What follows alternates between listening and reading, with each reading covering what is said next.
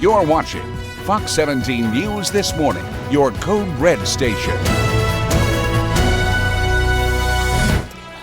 Well, happening now on Fox 17 News This Morning, the Tennessee Titans now have their brand new head coach coming to them. We're talking about Brian Callahan. We're going to tell you a little bit more about his career and what you can expect from him coming up in the next few minutes.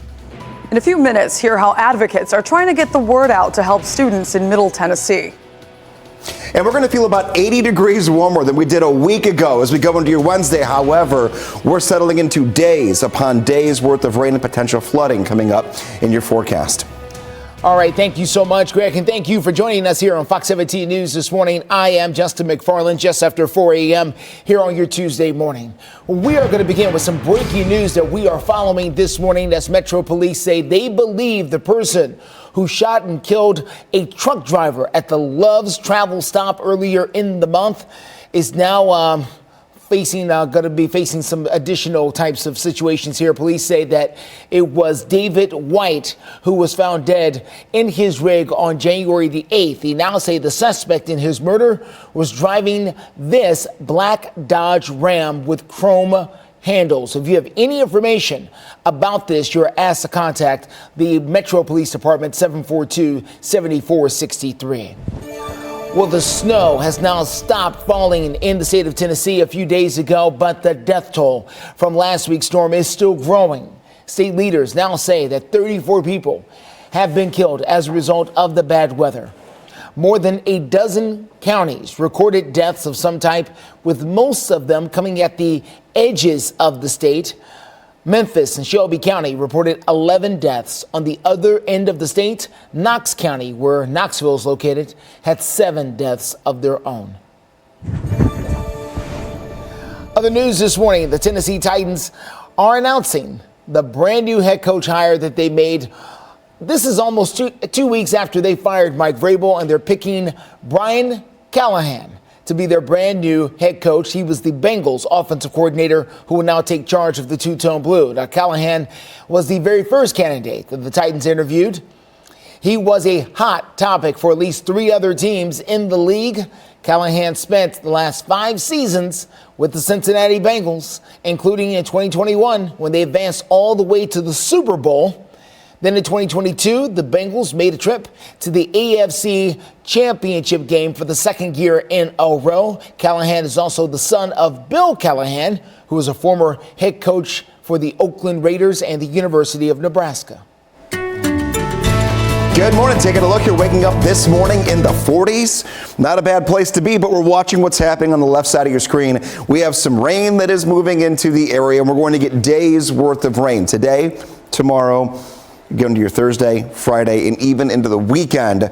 Every day comes with the chance for some rain. This is not very heavy right now. Lightning indicator turned on, not seeing any of that. But if you're in the Clarksville area, if you're up through Oak Grove, well, if you're in Hopkinsville right now, you're seeing the rain. You'll get a little break, then you get one more push of it. But if you're in Clarksville right now, about 10-15 minutes, you're going to get some light rain. That's just kind of little pitter-patters there on the windows this morning. Nothing to worry about. No severe weather in our forecast. What to expect, though?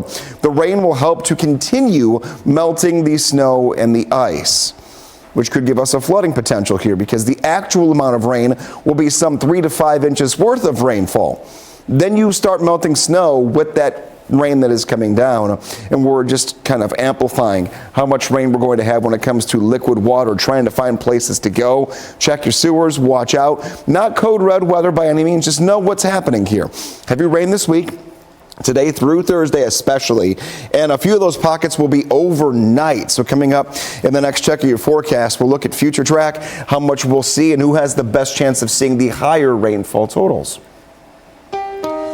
Steer clear traffic this morning at 404. Here's a quick look outside and what we're facing here. This is going to be a live look at I-24 at Hickory Hollow Parkway as you make that drive into town through the Antioch area. As you can see, traffic moving along just fine. No big problems out there for you this morning. We are accident free and glad to be so. We're also snow and ice free for the most part on many mid-state roadways, or at least a lot better than we have been in days past. If something does pop up, we'll be sure to let you know. So we got you covered live and local through 9. Well, happening today, a push to prevent drug prevention awareness in the state of Middle Tennessee, or right here in Middle Tennessee, is happening now. The Victoria's Voice Foundation is now hosting an event today in hopes of reaching local students and their parents. Fox 17 News' Karen Aguilar tells us more about what the foundation is hoping to achieve. Good morning, Justin. Victoria's Voice plans to bring awareness to nearly 400 students today to the dangers of vaping, among other substances. They plan to educate students with a school assembly led by Michael DeLeon. DeLeon is the founder of Steered Straight, another drug prevention program, and he's the director of youth outreach for Victoria's Voice. There will be 2 student sessions for grades 7 to 8 and 9 to 12. Here's a little bit of what DeLeon plans to tell students later today. You don't want to get involved in vaping because your brain and body is developing. You have absolutely no idea what you're putting in your body, and now you're putting legal THC, legal marijuana in your vape cartridge. And then there's the risk of illicit drugs, and you could be poisoned by a vape cartridge that you don't even know what you're getting. My colleague Amanda Chin was kind enough to get that interview yesterday. She'll be following up today along with me. But just moving forward, Victoria's Voice will be hosting these educational sessions at Davidson Academy on Old Hickory Boulevard starting at 11 this morning. Reporting live in the studio, Karen Aguilar, Fox 17 News, your Code Red station. All right, Karen, thank you so much. Well, coming up, a home invasion leaves 1 boy dead and others who are hurt. We're going to tell you about the car the police are looking for in this case. And the body found on the side of a Wilson County road. We're going to tell you what police know so far as they try to identify that man. Fox 17.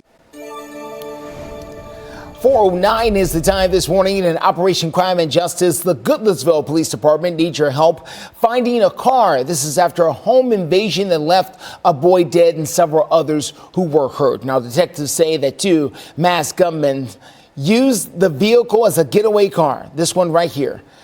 Police say that the deadly home invasion happened on Friday at the Retreat Apartments on Cartwright Street in Goodlettsville. They say the boy was killed in the gunfire. If you have any information, you're asked to contact Goodlettsville Police.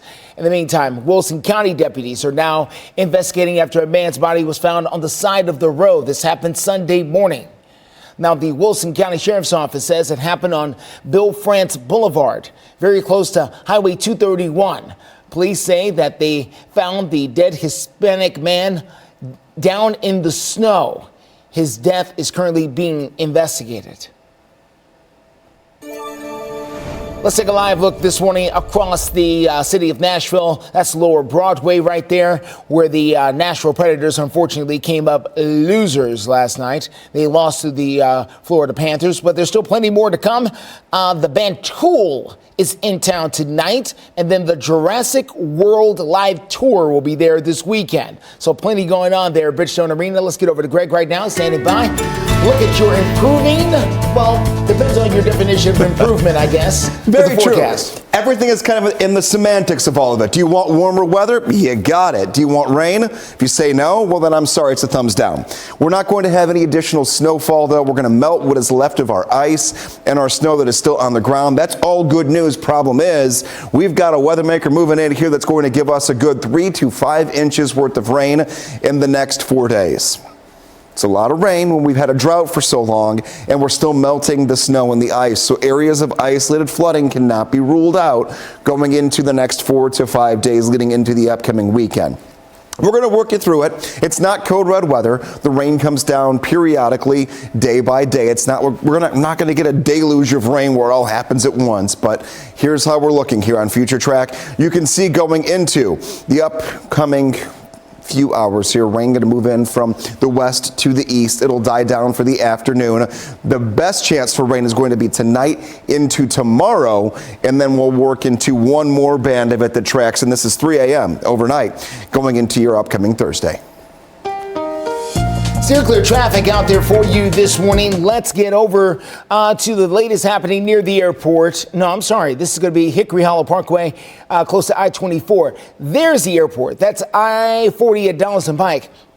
As you make that drive out and about this morning, there's still some snow and ice over in the grass, but not in the actual lanes themselves. They are mostly clear here this morning. Some of the neighborhoods still do have some icy spots, but that will be getting out of the way here shortly. I almost parked in front of my home last night. Almost. I had to make a shorter walk because there's still some snow and ice out there for me. We will take a look at the rest of the traffic around town coming up in the next few minutes. Well, coming up, Donald Trump, Nikki Haley, they are facing off in the New Hampshire primaries. We're going to tell you what's the next big contest for the two. And flooding strong enough to wash a car down a highway. We're going to tell you how torrential rains are affecting San Diego, California. Wow. Watch Fox 7. Welcome back to Fox 17 News this morning. We are going to be continuing to follow about there. Here we are. Fox 17 News this morning takes us here to Lower Broadway. That is where, as you can see, they've got the street teams out there sweeping up the roads this morning. Of course, there is rain that is coming and will replace all of that ice there on the shoulder of the road. We're going to tell you more about that coming up in a few minutes. We're new this morning. Leaders from the Nashville Department of Transportation faced off with members of the city council overnight to talk about exactly why snow and ice removal never happened across several Nashville roads. Now, the assistant director for NDOT says they have put a priority on 1,800 miles of Nashville's 5,800 miles of road for snow and ice removal. They do clear other roads based on calls for emergencies. We've spent the biggest part of this week with our snow plows and trucks responding to emergencies for fire trucks, ambulances, to get where they need to get on a lot of secondary streets. I've had a lot of conversations with a lot of you. That's the plan. I do have answers. If anyone wants to ask what it would cost for this city to be prepared to maintain that level of service on all 5,800 lane miles, it's just a number. It's that simple. The equipment that's ordered, any expectation when that will arrive? Will it get here before 2025? Sir, I'm going to be completely honest with you. My anticipation was to have this before Thanksgiving, but the dates that I got week before this event happened, right now I should get 16. I've got one truck of the 37. 16 should be here middle of February. The remaining 20 will be here in May. That's still projected dates. Okay, so each new additional truck, by the way, for the snow and ice removal is around $400,000. Now, the trucks can be used as dump trucks or milling trucks when there is no snow to plow.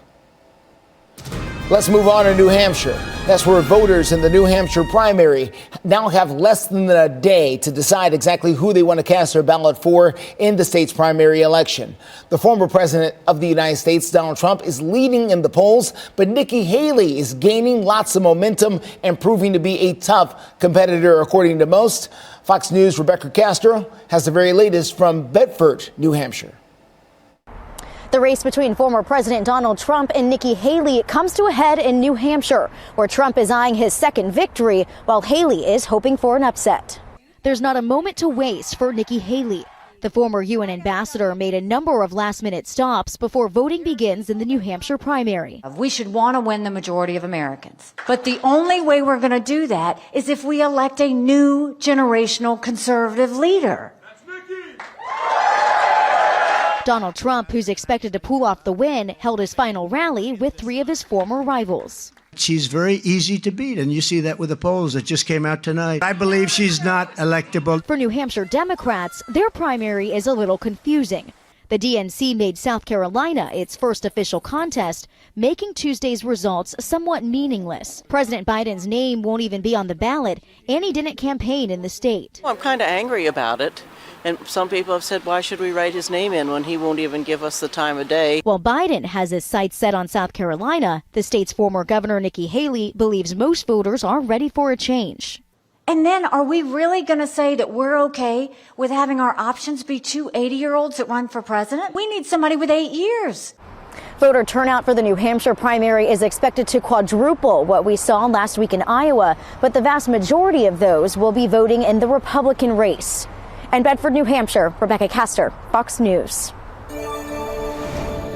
Authorities performed at least 15 water rescues in San Diego just yesterday as the heavy rain caused flash flooding that swamped the roads and the cars there.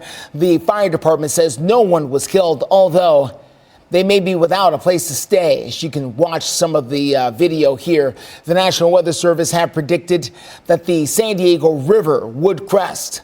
Late in the day, San Diego's mayor declared a state of emergency, and we saw a little bit earlier some of the cars being swept away there in San Diego. Well, let's get to Greg. Hopefully we won't have anything like that coming our way, even though we will get quite a bit of rain. We will get some rain. You mentioned, even just still getting back to the house can be a problem with the ice still. Yeah. All that's going to melt. The problem is when you put on a lot of rain and you're melting snow and ice, you kind of have the 1-2 combination. So we're going to watch the next few days very carefully. I'm not so concerned about this morning. Here's what we're seeing when it comes to rainfall coming down Hopkinsville through Clarksville. Rain's picked up a little bit. Dickson through Centerville. In the next 15-20 minutes, you're going to get some rain here. In about an hour, this begins to track into the Nashville area. We have no thunder, no lightning, no severe weather, no flooding just yet. So just keep that in mind. Everything that we're seeing that is coming down on the radar is non-consequential right now. Problem is that we are well above freezing, and everything that is still frozen to the ground is going to start to melt very quickly. We're going to have temperatures this afternoon in the 50s. Tomorrow will be in the 60s. Here's where we go. Get ready for the rain, way warmer, and we're going to make a dent in the drought. I'm going to show you the drought monitor from last week, which actually looks really good compared to where we've been since August of last year. Now, taking a look, scattered rainfall this morning, a little more on the dry side for the afternoon, which is good. Then overnight tonight into tomorrow, we get a little more active, steady rainfall, even a clap or two of thunder can't be ruled out for Thursday. And then into Friday and Saturday, we get a little break and we bring it right back for the weekend. But look at the temperatures. We have no red boxes for code red weather, and we have high temperatures most of the next 7 days that will be in the 50s and 60s. Nighttime temperatures do not drop below freezing at any point in the next week and a half. Clear traffic out there for you this morning. Let's check in on some of the areas around town. This is going to be near the airport, I-40 at Dallas and Pike. As you can see, traffic moving along there very well. No big problems out there. Your drives coming in from Antioch also looking good. Here are your drive times right now for you as you get out the door if you need to. Right now, everybody's in the green. First time I've used green as a color here on the traffic system for quite some time, but there's enough snow and ice that's out of here that you could be able to move at a fairly normal speed on the interstate without worrying about running into an ice patch all of a sudden. Mount Juliet at 24 minutes, Murfreesboro 49, Franklin at 27. Well, the winter weather last week has blown through Metro's built-in weather days they've got. As you can see here, Metro started with 6 weather days here when the year got started, and now they have used 4 of them over the last week. So the 6 no longer available. Now they only have 1 day left on this particular list before they will have to start making up some of these weather days that they have put out there. Now we have those potential makeup days listed on our website at fox17.com. Just search inclement weather. Well, coming up, a Tennessee product quarterback says that he is heading to a Tennessee team. We're going to tell you what we know about the top prospect. And almost a year after the East Palestine Railway disaster, we're going to learn why no legislation has been passed to try to improve safety. We'll be right back. Alert. 4:25 is the time, and the top mid-state quarterback is now sticking close to home as he's going to play his college football on Rocky Top. We're talking about George McIntyre. He plays for Brentwood Academy right now. He committed to the University of Tennessee yesterday. That's according to a video that he posted on his X page with the caption, "Home, sweet home to me." It's the lyrics to Rocky Top. The QB is the #1 player in the state of Tennessee in the class of 2025. We'll see. It has been nearly 1 year since the devastating train derailment happened in East Palestine, Ohio. But legislation meant to try and toughen railway safety may be stalled in Congress. The derailment and controlled burn of hazardous chemicals in February of last year left residents concerned about the water and the soil following the accident. Now, Ohio senators co-sponsored the Railway Safety Act of 2023. As you watched the plume of smoke there when the accident happened. It passed out of committee back in May, but still has not heard a full hearing on the Senate floor. The Hill is reporting that lawmakers believe at this particular moment the legislators would not get the Republican votes needed to advance on the House floor. See what happens with that. In the meantime, let's get over to Greg. He's going to tell you about the rain moving in. Rain moving in. Yeah, a week ago we were talking about sub-zero wind chills, snow coming down, ice accumulation. It was a winter non-wonderland. Now we're talking more almost spring weather. We have temperatures that'll be in the 50s and 60s. A few rain showers here this morning into early afternoon. Nothing major here when it comes to rainfall totals or any severe weather, but there will be a little rain here. Grab an umbrella before you head out. Not too windy. Rain gear will be helpful. Tomorrow morning, about 24 hours from right now, we're going to see a line of showers and potential weak thunderstorms that track through overnight as you're waking up, or they may even wake you up if you're not typically awake around 2-3 o'clock in the morning. By 6 a.m. tomorrow, everything begins to move out, but then steadier rainfall settles in throughout the rest of the morning into early afternoon. When all is said and done, how much we're going to get between now and the end of the upcoming week, we could see some 2 to 5 inches of rain. The more east and southeast you go, the more rain you're going to get throughout the rest of this week. Steer clear traffic for you this morning. Let's get you out to I-65 Trinity Lane there on the north side of town. Traffic moving along there. Little bit of water on the outside lanes there, but overall the ice should mostly be out of there, especially on the interstates.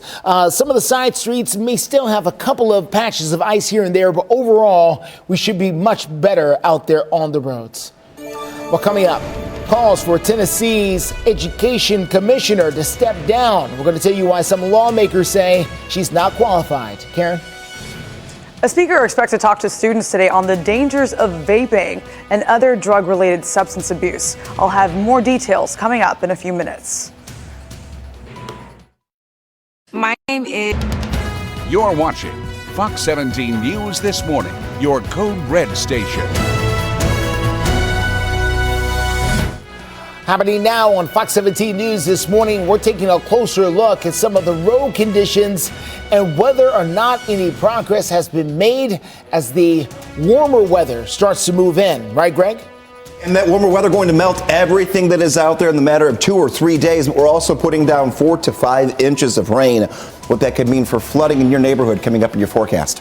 Steer clear traffic so far so good on I-24 near Harding Place. We're going to let you know why the traffic could be back in a big way starting later today.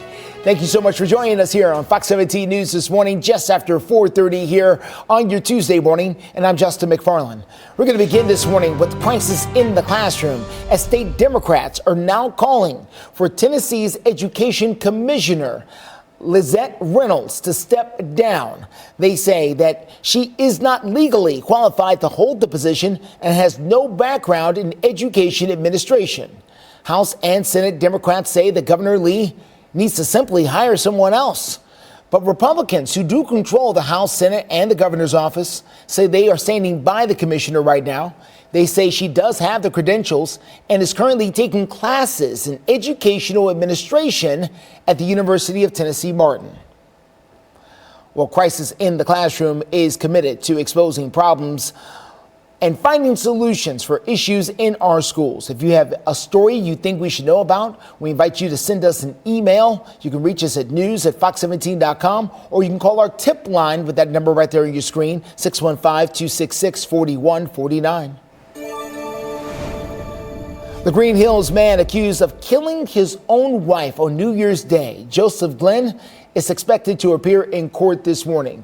Investigators say that Glenn admitted to hitting his wife, Jackie, over the head with a hammer before burying her out in DeKalb County. He is scheduled to appear in a Davidson County court on criminal homicide charges. His bond is set at $1 million.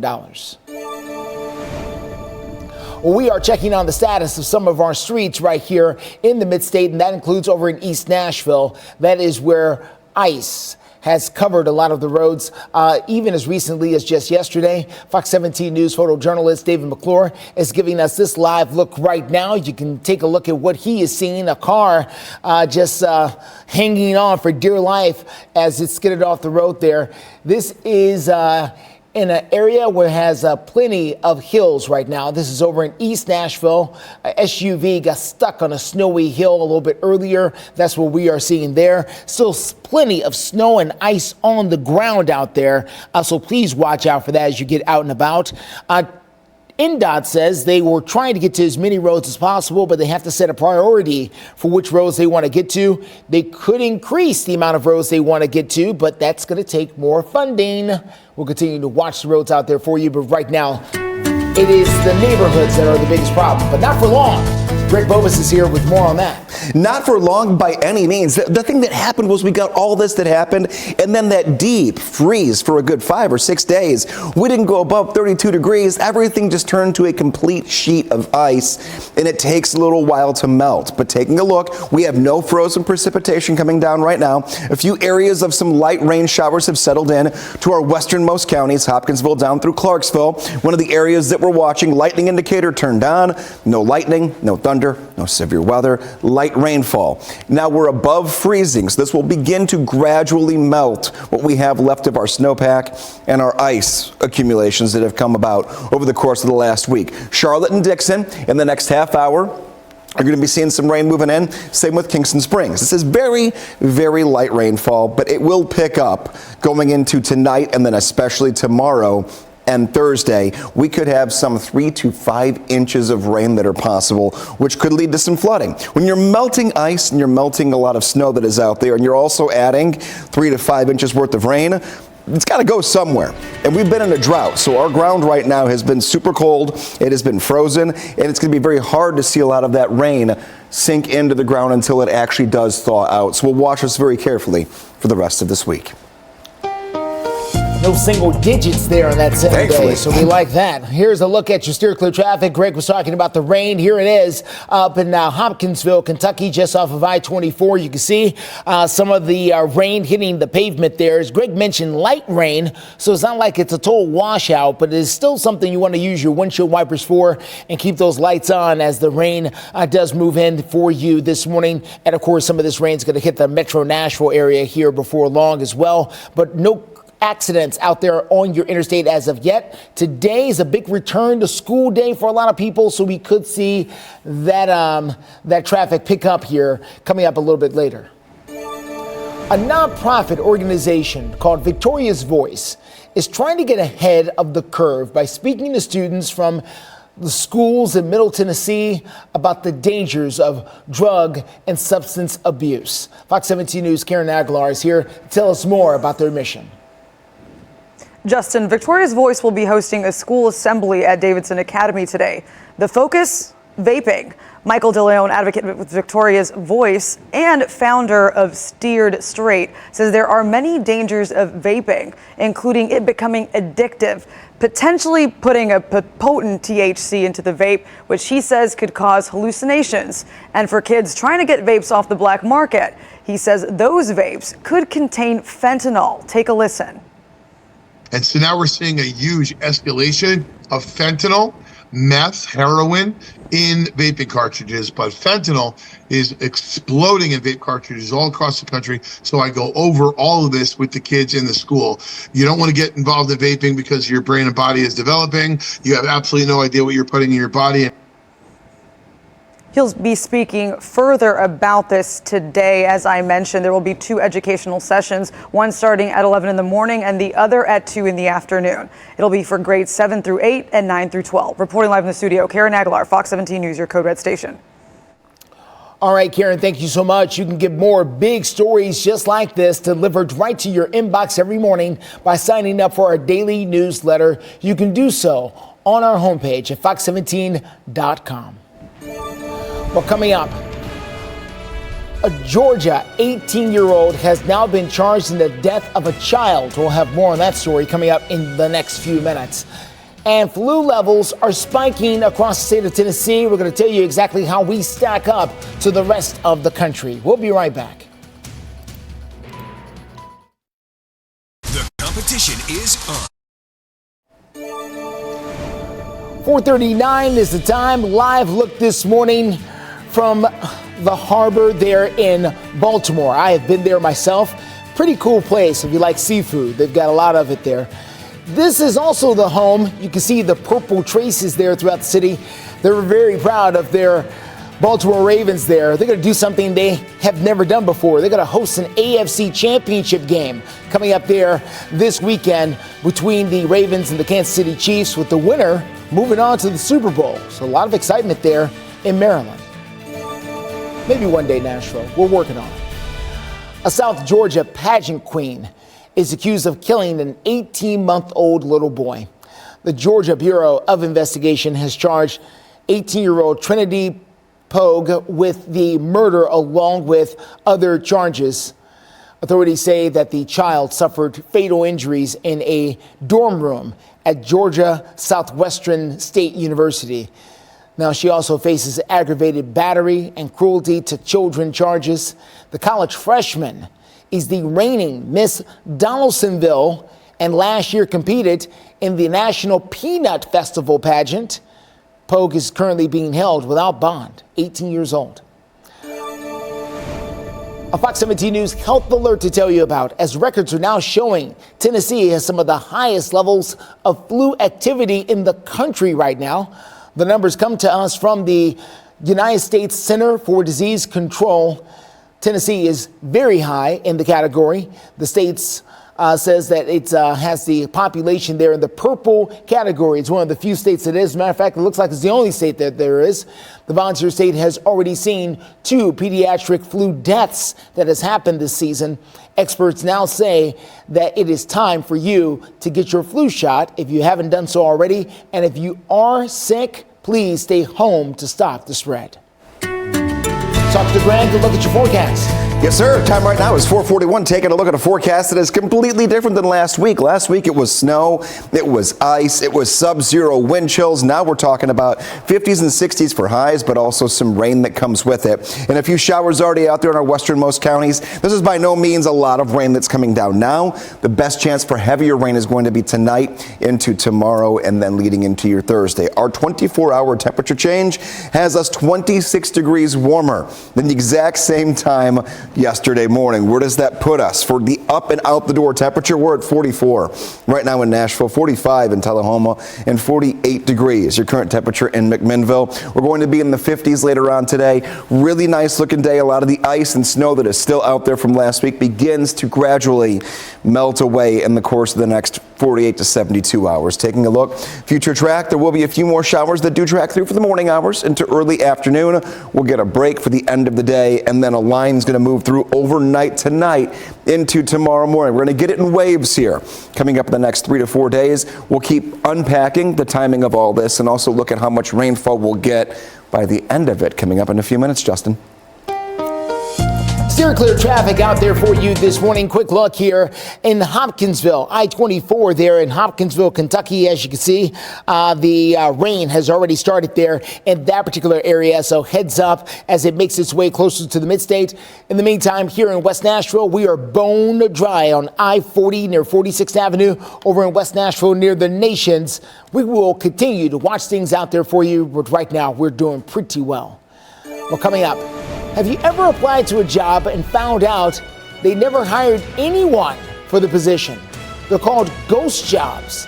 You can find out how to avoid these coming up in the next few minutes.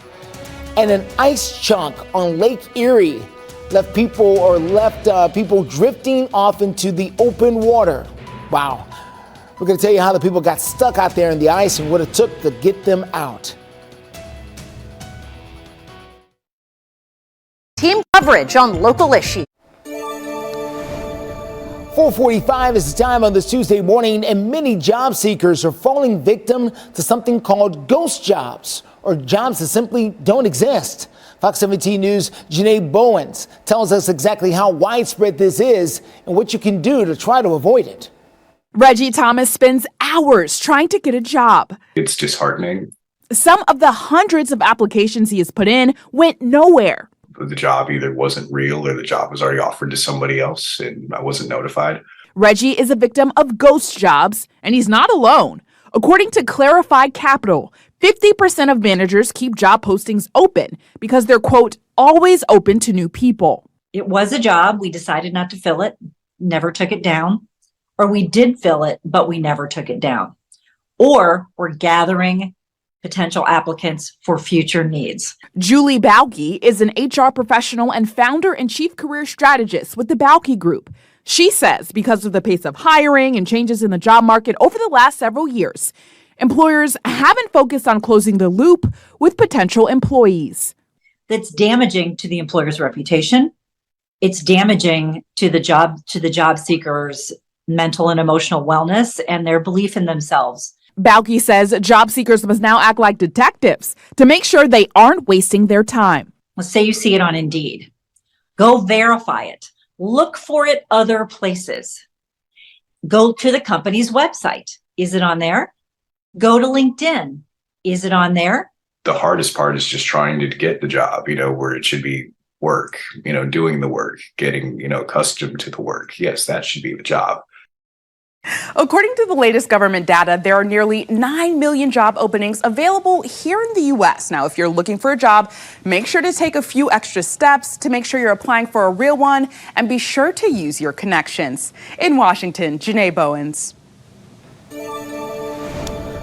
Well, listen to this. The United States Coast Guard sprang into action yesterday to try and rescue a group of people stranded on a floating sheet of ice in Lake Erie.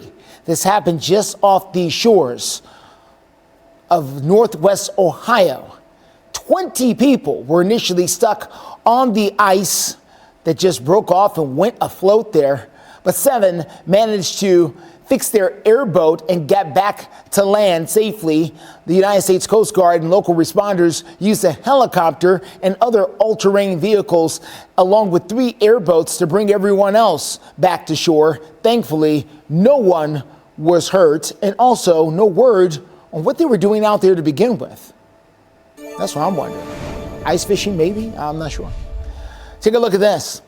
This little dog trying to figure out exactly how boots work. I think Greg can help him out with this. They can't quite get it. Amanda sent us this video to chime in and says that her niece is trying to help a dog named Barkley understand his winter boots. Thank you, Amanda, for sending us this particular video. Greg, what's your advice here? What do you think? This is every dog I have ever seen trying to get their boots for the first time working, Justin. But I will tell you now, my dog will not go out without boots. She will lock up and be like, Dad, I know. So is it that they just can't feel their paws? Is that the deal? It's the constriction of like, what in the world is on my paws right now? Okay. And then they get used to it and they go, wait a minute, this actually keeps me warm. So now my dog will not go out without boots. Okay. Just stands there. If because dogs normally don't wear things like this. So it's conditioning. If you've been walking around barefoot for the last, umpteen years and someone hands you a pair of shoes for the first time, I imagine you're like, what is happening? Or even like the first time putting a suit on and coming into work, I was like, what am I doing right now? I used to okay. You know what I mean? Just didn't feel normal, and then you finally do.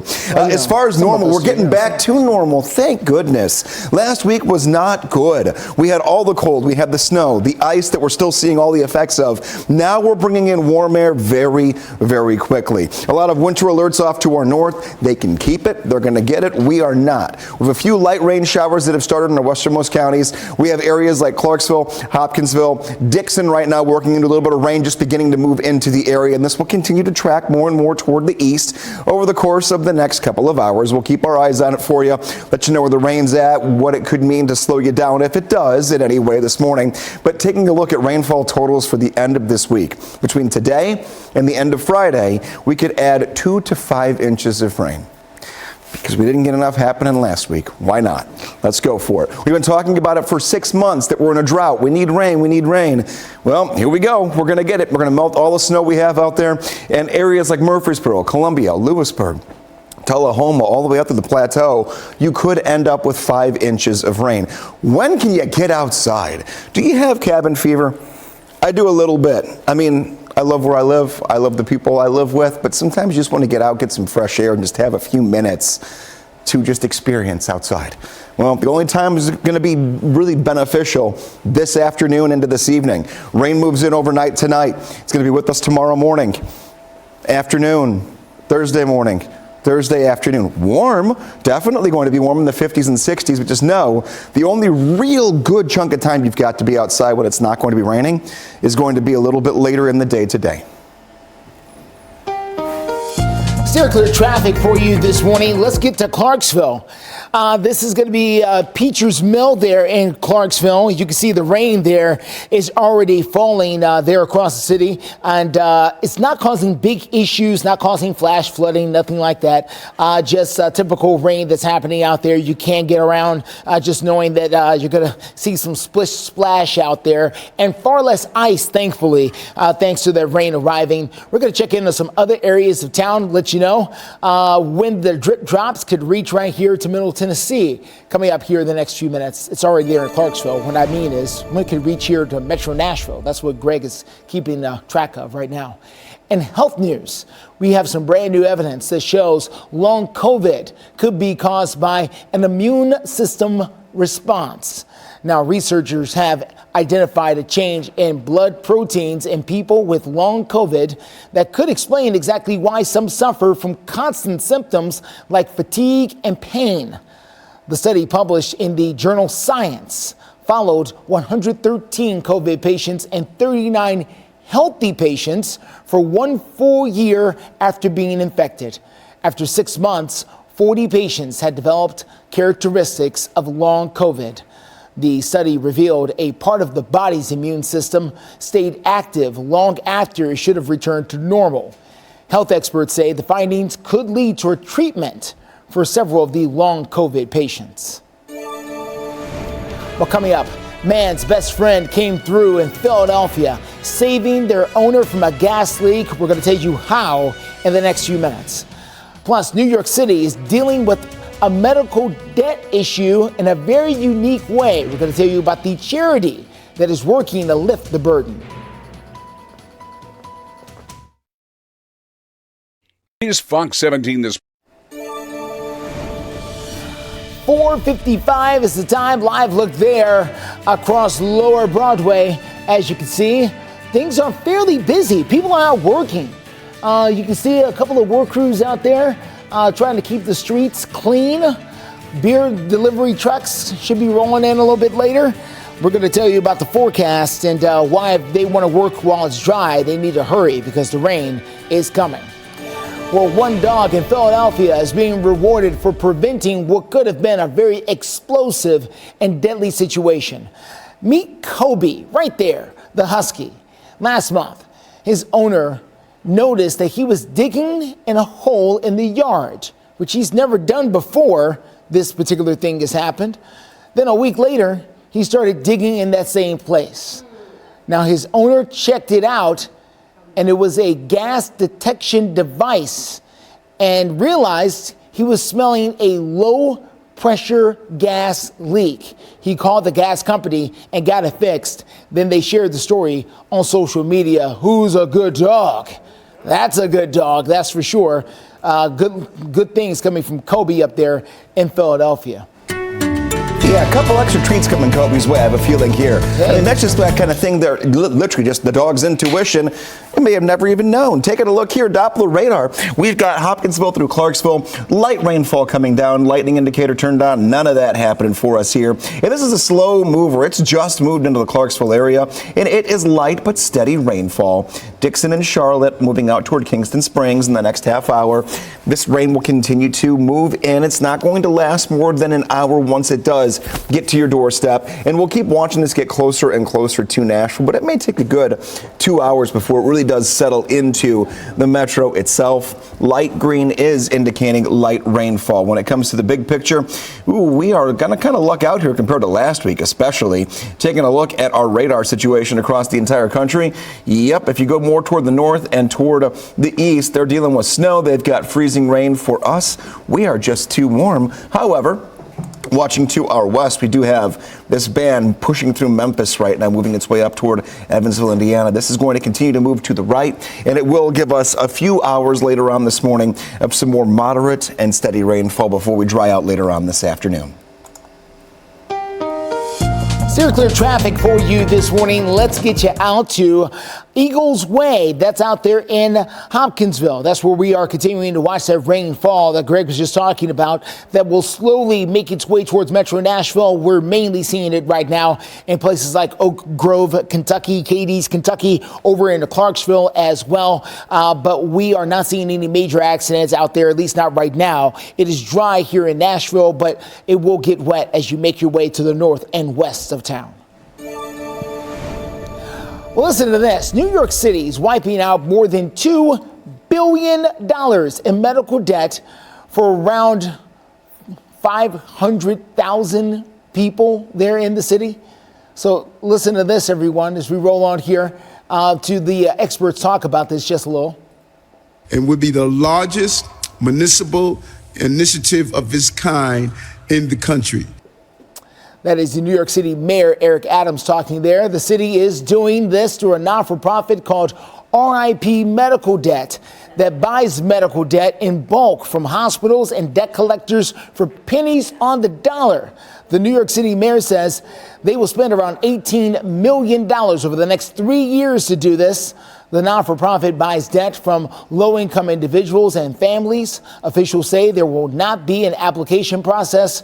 Relief recipients will be informed that their debt was erased. Critics are arguing that the city is already facing a financial strain, but Mayor Adams argues that this is an investment. Well, there's no place like home, and one Nebraska rancher is now sharing their home with her 2 horses. Check this out. Kelly Raleigh says that she has spent a lot of time being very worried about 2 horses out in the cold before the snow moved in. So she came up with a bright idea. She brought the horses into her dining room. You see them right there? The 2 horses named Rip and Diamond spent about an hour and a half inside the house warming up before they were ready to go back outside and play. As far as the messing her dining room, Raleigh says that she was prepared with boots as well as trays left underneath the horses to avoid any kind of accidents, shall we call them? Wow. Okay, our 5 o'clock hour starts right now. You're watching Fox 17 News This Morning, your Code Red station. Right now on Fox 17 News This Morning, the Titans may have a new coach, and his name is Brian Callahan. Can he kickstart the offense? We'll show you his credentials. Well, we're going to be talking about a speaker going into Davidson Academy to address the drug epidemic that is plaguing the country. I'll have more details on that coming up in a few minutes. And tomorrow we're going to feel 80 degrees warmer than we did a calendar week before it. However, it comes with rain that could give us some isolated flooding. We'll track that coming up in your forecast. Ooh, 80 degrees warmer. I love it. Hey, thanks so much for waking up with us on a Tuesday morning on Fox 17 News. I'm Erica Glover. And I'm Jennifer Waddell. It's that big Tennessee swing, as we've come to know it. Welcome to Fox 17 News This Morning. We got you covered live through 9 right now, kicking off your Tuesday morning with the top few stories you'll want to know about before you head out the door. Talking about politics and looking ahead to this morning. The New Hampshire Republican primary is tonight. Former President Donald Trump is leading in the polls, but former South Carolina Governor Nikki Haley is gaining momentum. In fact, a tiny town of 6 people has already voted, all casting votes for Nikki Haley. Also this morning, Israel's military claims 21 soldiers have been killed in the Gaza Strip. This would be the deadliest attack on Israel's forces since the October 7th Hamas raid. The military says at least 217 soldiers in all have been killed since late October. The Hamas-run Gaza Health Ministry claims more than 25,000 Palestinians have been killed. We're also covering the West Coast. That's where crews are dealing with at least 15 water rescues in San Diego. This was Monday. Look at this video. Heavy rain causing flash flooding that covered the highways there. The fire department says thankfully no one was killed, but San Diego's mayor declaring a state of emergency. Also new this morning, the death toll from last week's winter storm has risen yet again. Just yesterday, that number was at 27. Now today, state leaders say 34 people have been killed as a result of that winter storm. More than a dozen counties recording deaths, with the highest number of deaths coming in on the edges of our state. Yeah, Memphis and Shelby County reporting 11 deaths. At the under end of the state, though, Knox County had 7 deaths. More headlines here to kick off your Tuesday, and it's in the sports world. The Titans have reportedly agreed to hire a new head coach. All this happening overnight, about 2 weeks after firing head coach Mike Vrabel. All right, sources confirming they picked Brian Callahan. That's the Bengals offensive coordinator. Callahan was the very first candidate the Titans interviewed, in fact, and he was a hot topic for 3 other teams in the league. Callahan spent the last 5 seasons with the Bengals, including 2020 to 2021. That's where they advanced to the Super Bowl. 2022, the Bengals made the AFC Championship for the second year in a row. So the guy's got some experience with offense, and that is exactly where the Titans have been lacking. So will he be able to, come into Nashville and give a shot in the arm to our offensive program? I'm sure that's what a lot of Titans fans are praying for. Hey, I'm sure a lot of Titans fans are ready to hear from the Titans themselves, too, about this new hire. Yeah, we'll be monitoring St. Thomas Sports Park all day today, and just as soon as we get word, we'll be sure to let you know. Yeah, I'm sure we're going to see a lot happen real quick once the sun comes up and people start getting into work later today. When it comes to the Titans, getting ready for the rain here back home, we have completely gone to a whole new chapter of weather from last week where it was the sub-zero temperatures, the snow, the ice that just would not go away or just let up on us. Now we're going to get rain. Way warmer. Today will be in the 40s and 50s. Tomorrow, 50s and 60s. Making a dent in the drought. That's the big thing we have to watch out for us here. Flooding could be a potential late this week into the upcoming weekend because of how many rounds of steady rainfall we're going to have. We've got one beginning to track in right now. It's very light.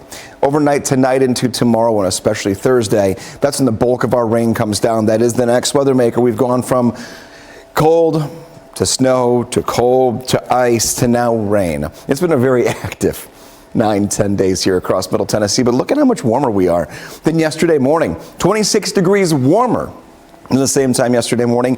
Actual air temperature on your screen right now, 45 degrees. We didn't get that warm at any point all of last week, and we're only sitting here at 5:05 in the morning on a Tuesday. So already strides that are much better than we were even a week ago.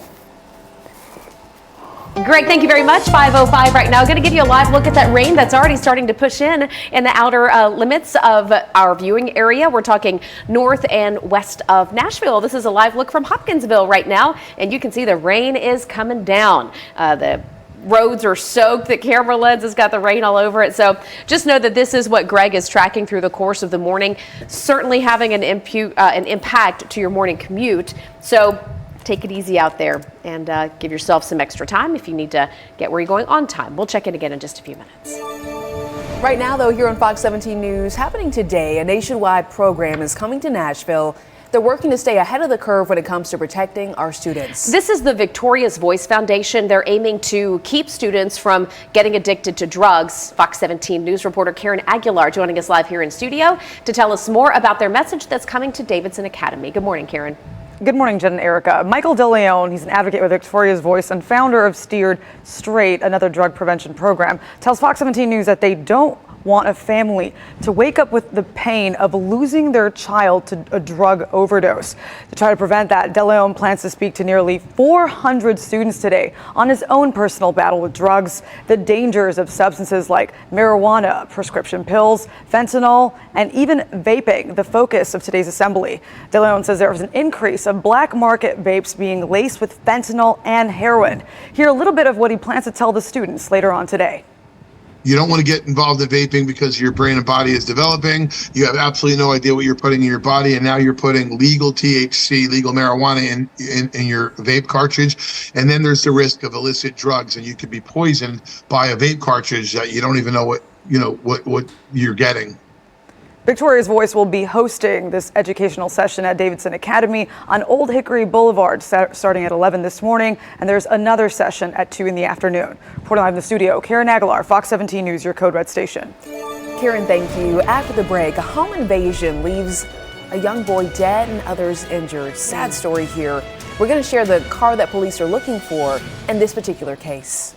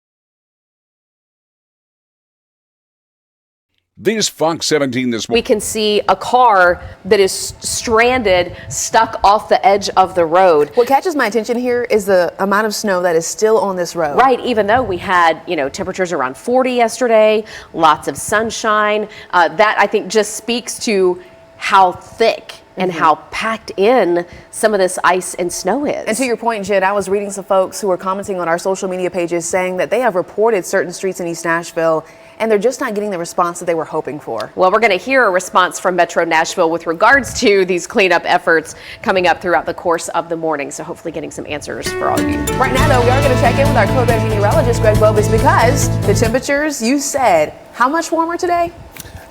If you compare tomorrow to Wednesday of last week, our wind chill in some places was 20 below. Our actual air temperature will be 60 degrees. It will feel 80 degrees warmer tomorrow than it did a week before it. Even waking up this morning and going outside, I was like, ooh, it's warm. Right? Just let that sink in. You go, what in the world have we just gone through? Taking a look here, as far as Doppler radar goes, there are a few areas where we're still seeing a little rain coming down. Clarksville, Dickson, Centerville, Linden. This is actually really kind of breaking up as it moves through the area. The more significant band of rain is a little more off to our west, and this will continue to track into our direction, but it's not going to make its way into Middle Tennessee for the next hour or two. And we will see whatever lingering, isolated, weak showers could track into the Nashville area, but we are beginning what I'm going to call the big thaw. Between today and the end of the week, all snow, all ice, everything that we've still got out there from last week is going to be gone, but we could add 3 to 5 inches of rain on top of the melt that we're going to have. We'll take a look at the impacts of that coming up in a few minutes. 5:13 is the time, though. We do want to check in on your street clear traffic updates for us because folks are heading back to school today.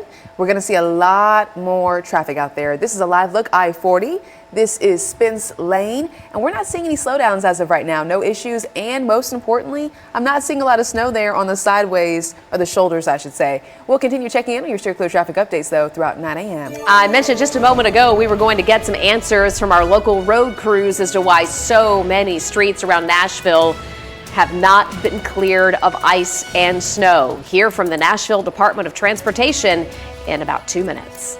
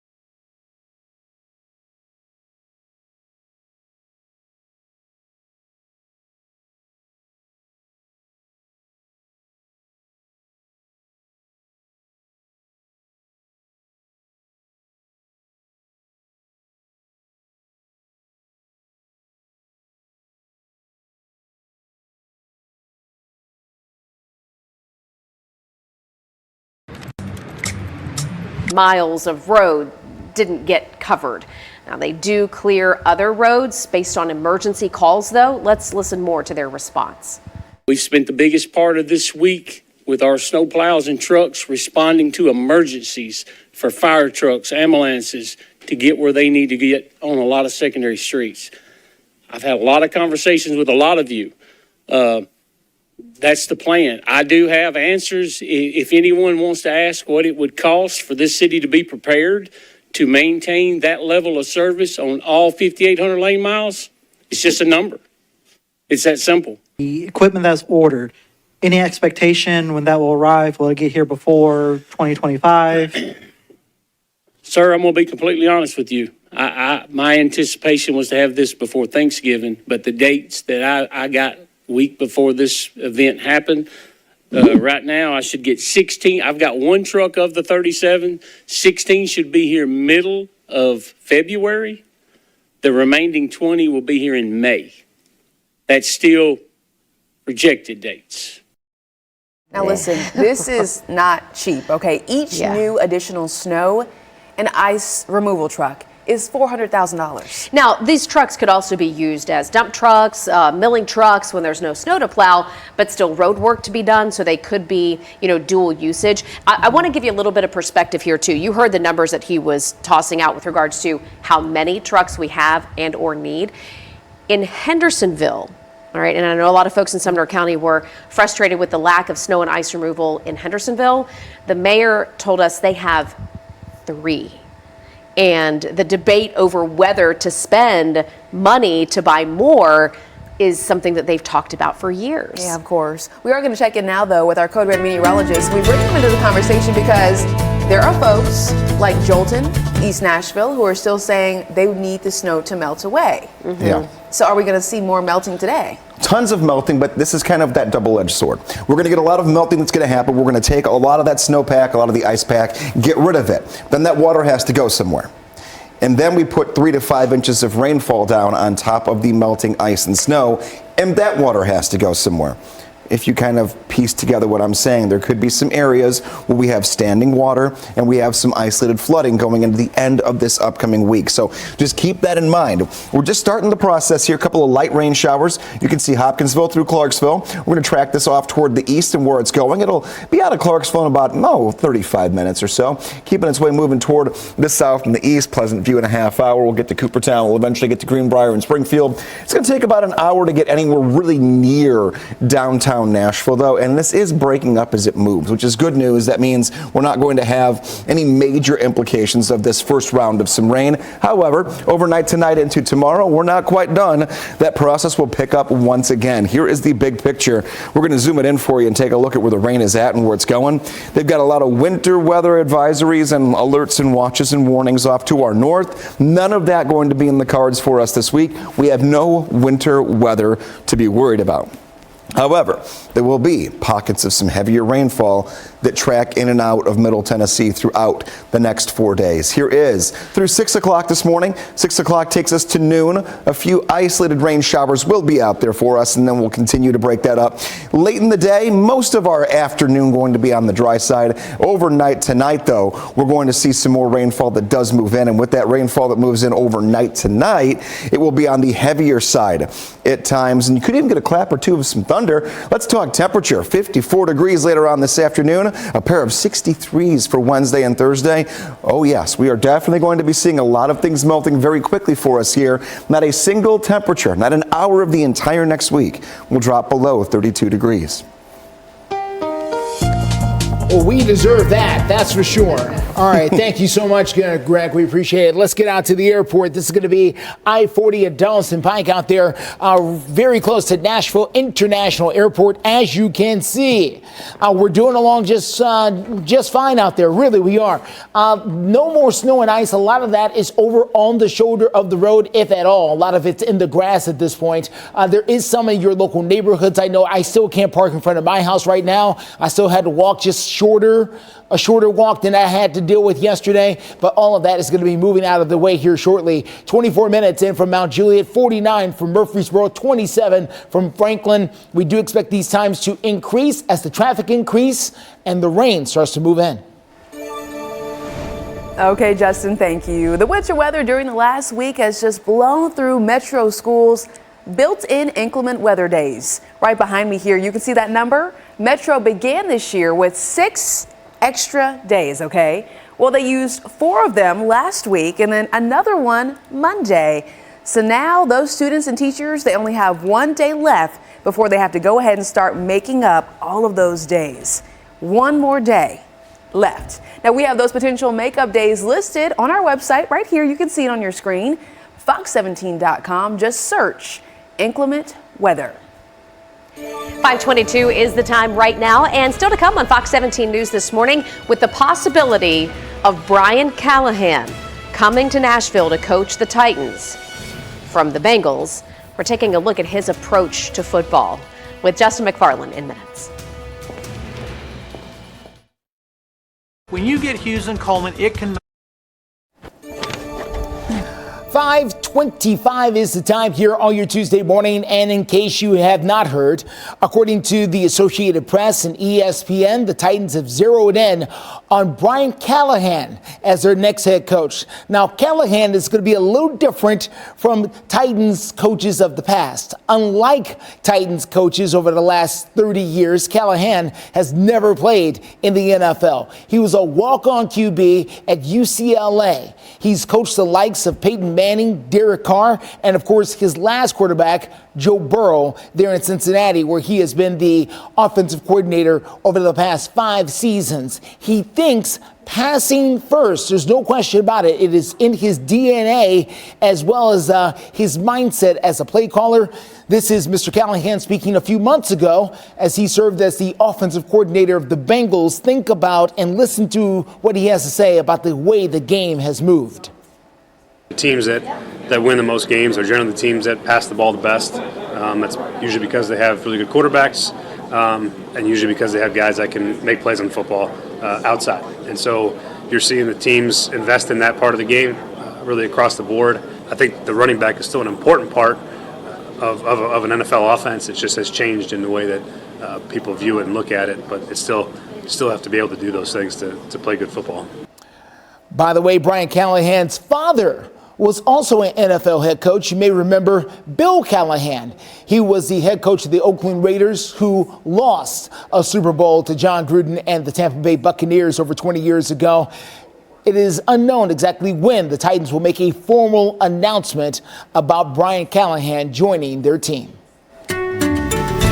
5:26, taking a look here at your forecast. We're going from all of the cold, the snow, and the ice back to rain and warmer times here for us. A few showers in our western communities right now. We talk Hopkinsville up to Clarksville, Dickson, Centerville. You're seeing a light band of some rain tracking through the area right now. It shouldn't cause too many concerns here this morning, but it will continue to make its way closer and closer to Nashville, and I will make sure I'm tracking it for you here, just so you know when it gets to you and how long it'll last. But pockets of rain today, tomorrow, and even into Thursday, heavy at times. Most of today, at least this afternoon, will be on the dry side, but then more rain moves in tonight into tomorrow and Thursday especially. Snowmelt plus heavy rainfall could equal some flooding and some messy times here throughout the rest of this week. So coming up in just a few minutes, when we go into our 5:30 half hour, we'll take a look at your 7-day forecast, and we'll start to plot out when we get those biggest and heaviest bands of rain. Zero clear traffic for you this morning. Let's take a quick look here at the way things are rolling out there in Clarksville. This is going to be very close to Wilma Rudolph Boulevard there in the Clarksville area as the rain is falling there and covering just about everything. The good news is it's going to take away the ice and snow that's left over. The bad news is it's going to make for a wet and rainy morning commute. So that is the condition there in Clarksville. Here in Nashville, not a drop, not one, not yet, although that could change here pretty soon. This is 40 at Broadway over on the West Loop. We're doing just fine. We'll continue to watch the traffic and let you know about any accidents that could pop up. There is a push to bring drug prevention awareness for a group of students today. I'll tell you more about that coming up in a few minutes. Struggling with the highs and You're watching Fox 17 News This Morning, your Code Red station. Now on Fox 17 News this Tuesday morning, calls for a Tennessee official to be removed from her position. Why some lawmakers say she is not qualified. Waking up this morning to much warmer temperatures than last week. The big melt, the big thaw is on, but also potential for flooding by the end of the week in your COVID forecast. And steer clear traffic takes us to West Nashville, where we've got the return of the sleeping trucks. I'll tell you more about this coming up in a few. It's been a little while since we've seen them out there. They're back. Hey, we do want to start by thanking you for waking up with us on a Tuesday morning. For Fox 17 News, I'm Erica Glover. And I'm Jennifer Waddell. Fox 17 News keeping you updated with the latest headlines here to kick off your morning. We begin in Green Hills, where the man who is accused of killing his wife on New Year's Day, Joseph Glenn, is expected in court this morning. Investigators say Glenn admitted to hitting his wife Jackie with a hammer and then burying her body in DeKalb County. Very disturbing here. He is scheduled to appear in Davidson County Court on criminal homicide charges. His bond is set at $1 million. More big headlines here to kick off your Tuesday. We go to crisis in the classroom now, where state Democrats are calling for Tennessee Education Commissioner Lizette Reynolds to step down. Yeah, so they do tell us she is not legally qualified, in their opinion, to hold the position and has no background in education administration. House and Senate Democrats say Governor Bill Lee needs to go ahead and hire someone else. But then Republicans, which control the House, keep in mind, Senate and the governor's office, are standing by Commissioner Reynolds. They say she does have the credentials and is currently taking classes in educational administration now at the University of Tennessee, Martin. Crisis in the Classroom, by the way, is our commitment to taking a look at problems, but also finding solutions for issues in our schools. If you have a story, you can email us news@fox17.com or call our tip line. We've got that number at the bottom of your screen. 5:32 is the time, and Greg, this is the first morning in a long time where I did not have to give myself extra time to warm up the car and get that windshield defrosted. Yeah, I mean, it took us a while to get here, but we're finally here, and we're going to have nice temperatures here. Not a single hour in the next 7 days that goes below 32 degrees. Most of last week, we barely had an hour that went above 32 degrees. So we have kind of flipped that on its side, and we're okay right now. Taking a look, we do have a couple of rain showers that are coming down. Rain exiting the Hopkinsville area now, but still some decent light to moderate rainfall in the Clarksville area, moving its way down toward the south and toward the east. So Ashland City, Springfield, Coopertown, 15, 25 minutes. That's your ballpark here for a couple of light rain showers. If this even holds together, it has been weakening significantly over the course of the last hour. That would be your time frame to get a couple of raindrops moving in. Nashville is still about an hour away from it, and taking a look at the big picture when it comes down to the weather story and what we are navigating through, not just today, but for the rest of this week. Yeah, get ready for the rain. We're going to be talking about way warmer temperatures that will be in the 50s and 60s, but we're making a great dent in the drought, which could end up leading to potential flooding we'll look at in a few moments. Steer clear traffic out there for you this morning. Let's get to the very latest happening on I-40, very close to White Bridge Road over in West Nashville. We've seen the return of the sleeping trucks there on the shoulder. To be honest, there was nowhere for them to be over the last little bit because of the snow and ice that have piled up here on the side of the road. So if one of them went over there, chances of them getting out is going to be pretty low. Not anymore. A lot of the snow and the ice have melted away, so the trucks can be back over there and rest up before continuing on out to the west this morning. So we're doing okay with that. I do want to show you where the rain is already falling. This is in Clarksville this morning. Wet streets out there, so heads up in that direction. The rain is supposed to move into the Nashville area coming up here over the next few hours. Justin, thank you. 5:35 right now, and there's a nonprofit organization called Victoria's Voice that works nationwide, trying to get ahead of the curve by speaking to students about the dangers of vaping, drugs. And this group is coming to Middle Tennessee to do just that. So we're learning more about this. Fox 17 News' Karen Aguilar joining us in the studio. Happy Tuesday. Happy Tuesday to you, too. Well, the CDC data shows there were nearly 110,000 deaths from drug overdose in the U.S. in 2022 alone. Victoria's Voice is trying to prevent that by talking to students on those dangers. They'll be hosting an assembly at Davidson Academy. They expect to talk to nearly 400 students. That's hundreds of lives that could be saved. There will be 2 sessions, one starting at 11 in the morning and the other will be at 2 in the afternoon. It'll be led by Michael DeLeon, founder of Steered Straight, and who does advocacy work with Victoria's Voice. I want to teach kids about the dangers of drugs. I want kids to be engaged. I want them to believe what I'm telling them, and I want them to look at the messenger in me and believe the message. So for me to get kids to understand where drugs can take you, I have to take them on a journey. Delone says he will be sharing his personal experience and also touch on how dangerous vaping, the new trend, could be. Reporting live in the studio, Karen Aguilar, Fox 17 News, your Code Red station. Okay, Karen, thank you so much for that update. Also coming up, flu levels spiking across Middle Tennessee. How we stack up against the rest of the country. And right now, a live look from right here in downtown Nashville. We can see a lot of progress has been made in clearing downtown. Of course, it's the tourist district. That's where these businesses still want to make some money. And we've seen a few cars out and about this morning, a few crews working as well. All in all, nice and quiet here on the home front. If you look, though, I'm noticing something, and Greg could speak to this. Top left side of your screen, look up in the corner. See those flags flying? We've got some wind to tend with this morning. We'll take a look at that in minutes. We track severe weather. Good morning. Welcome into Fox 17 News this morning. It's 5:40 right now. A Fox 17 News health alert, and records show that Tennessee has some of the highest levels of flu activity in the country right now. These numbers coming from the U.S. Centers for Disease Control and Prevention, that's the CDC. Tennessee is in what's considered the very high category. In fact, if you'll notice on the map here, this is for the flu season week 2 ending January 13th. Tennessee is the only state in purple here in the highest level of flu activity.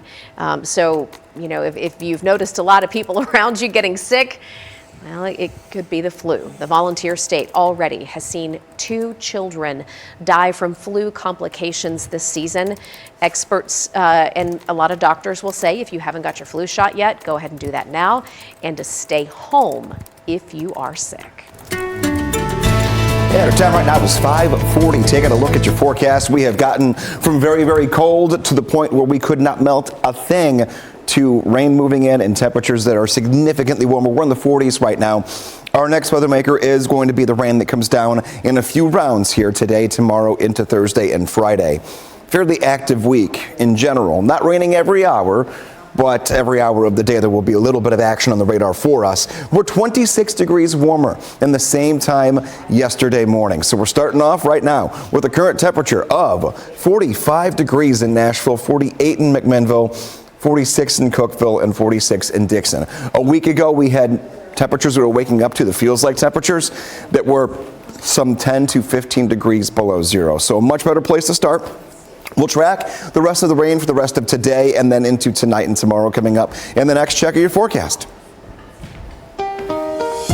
Steer clear traffic for you this morning at 5:41. Quick look outside. This is going to be over in the Clarksville area, very close to Wilmer Rudolph. You can see how traffic moving along there, despite the fact the rain is coming down. You can see the drops hitting the lens there and then dropping to the street down below. Traffic is moving along, though. No major accidents out there in that particular area. We're also watching north of town. This is going to be I-65 at the I-24 junction. Later this morning, this area right here is really going to pack up as you make your way down from places like Madison and Goodlettsville, Hendersonville, Whites Creek, and Jolton. Right now, though, you're in great shape as we get started.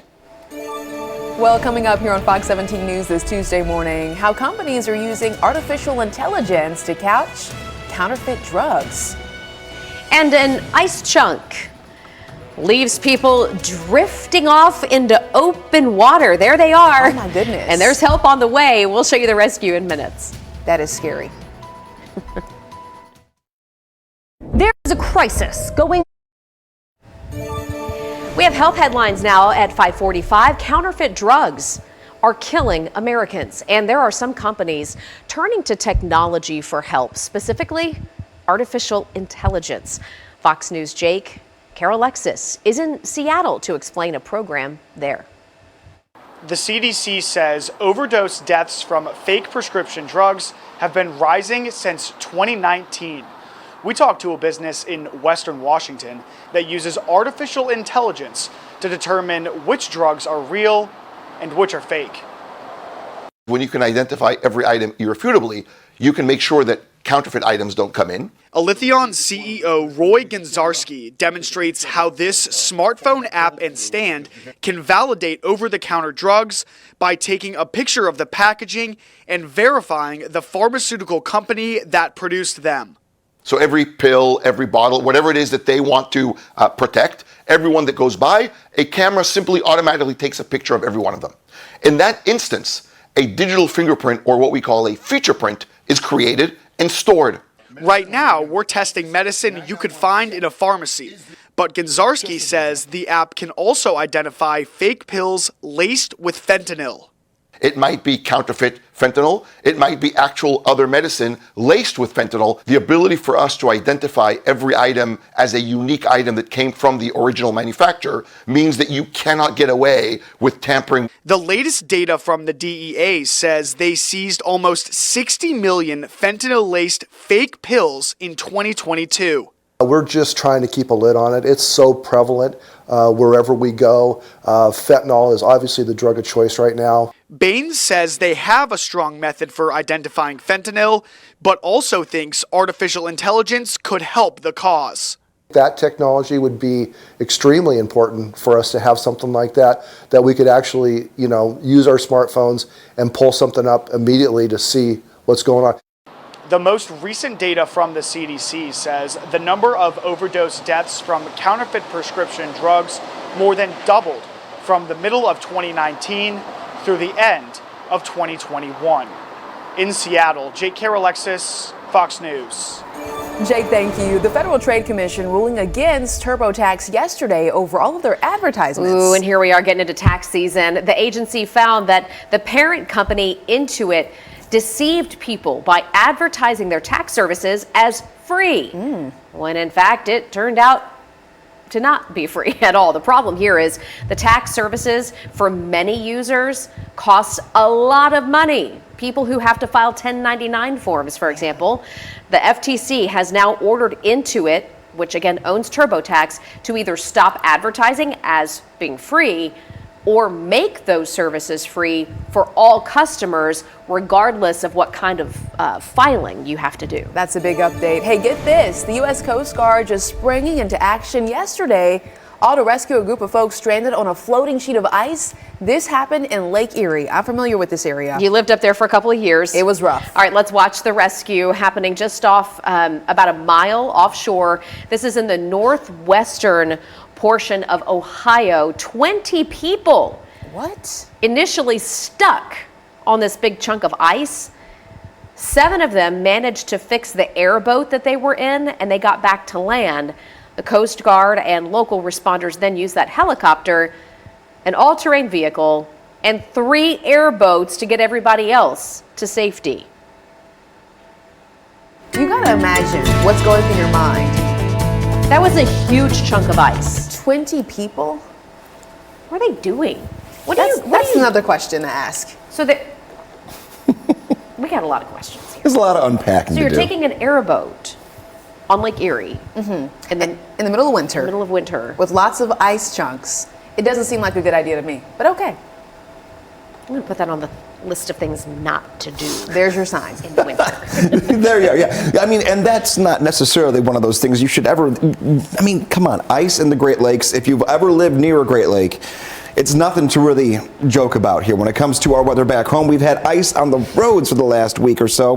That has gotten a little bit better day by day. It's been a slow progression, but now we're going to see rain coming down here throughout the rest of today and then into the upcoming 3 or 4 days. And this is going to continue to melt away the snow and the ice that we had from last week. Temperatures not going to go below 32 degrees for the next 7 days. So we will begin the big thaw and get everything warmer gradually day by day. Here's noon going into 5, 6, 7 o'clock this evening. Best chance for rain going to be this morning into early afternoon, and then rain chances die down late afternoon into the overnight until we get to about 3 o'clock in the morning. I'm stopping this here, waking up tomorrow morning, a little under 24 hours from right now.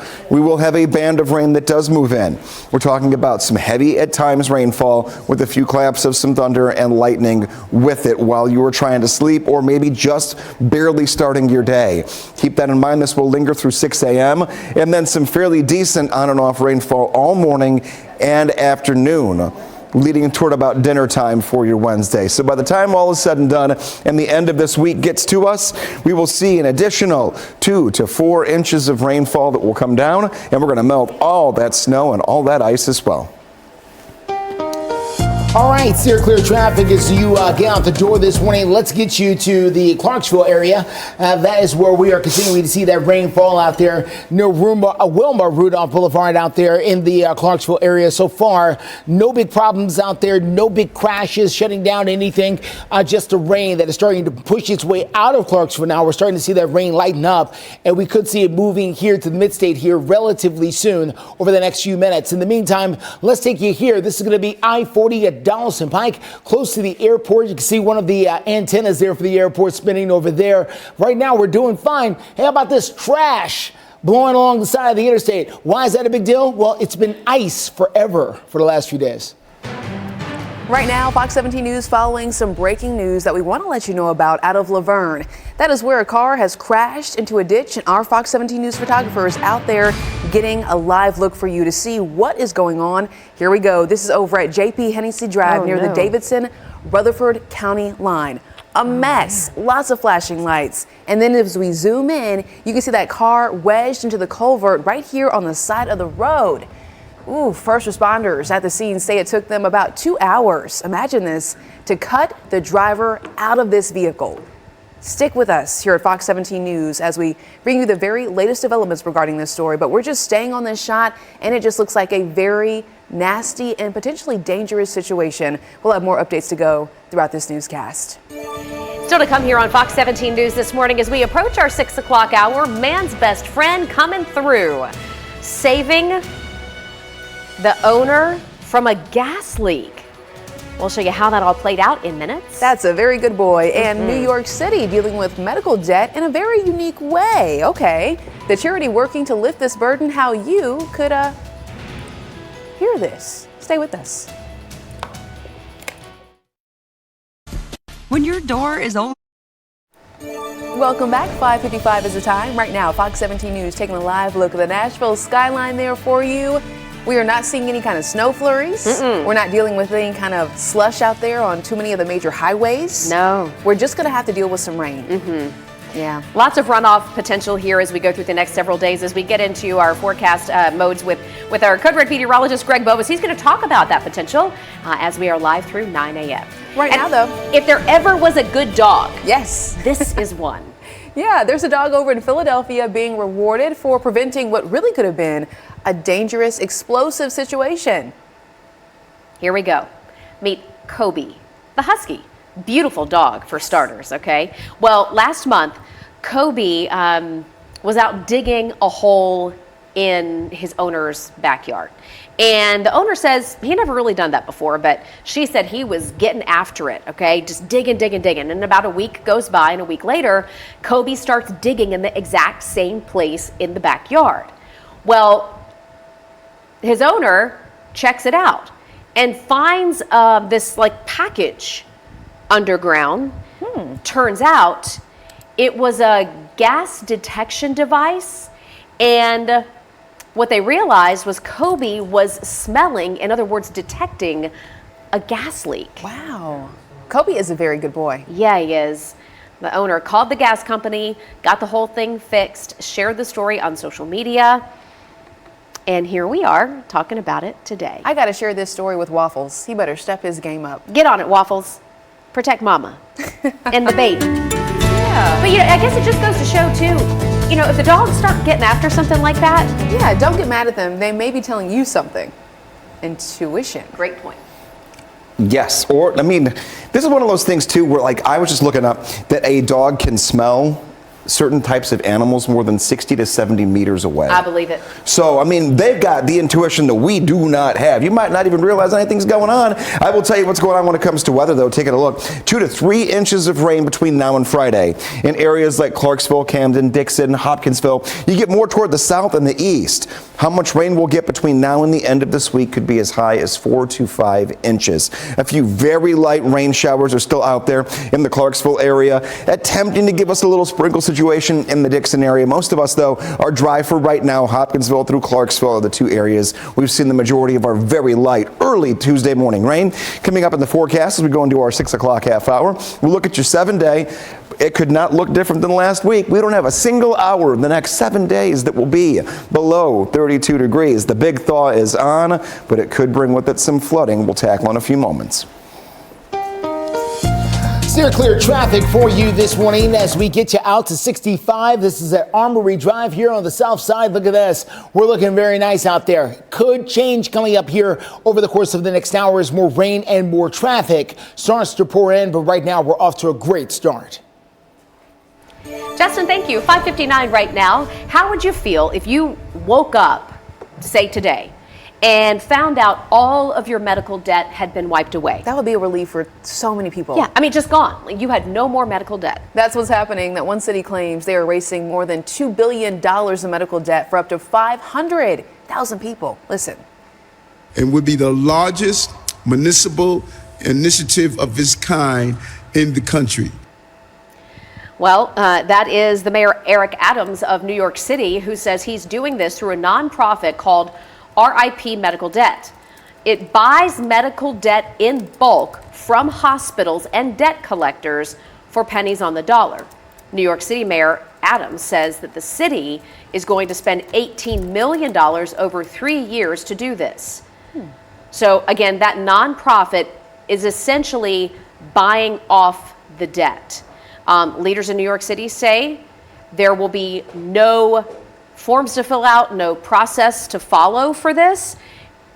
People, to Erica's point, 500,000 people are basically just going to be informed. They're going to wake up one day and be informed that their debt has been erased. Now, there are critics of this program, as you might imagine. Critics say New York City is already under extreme financial strain and has no business spending money on something like this, that people should just be paying off their own debt. But Mayor Adams argues it is an investment. You're watching Fox 17 News This Morning, your Code Red station.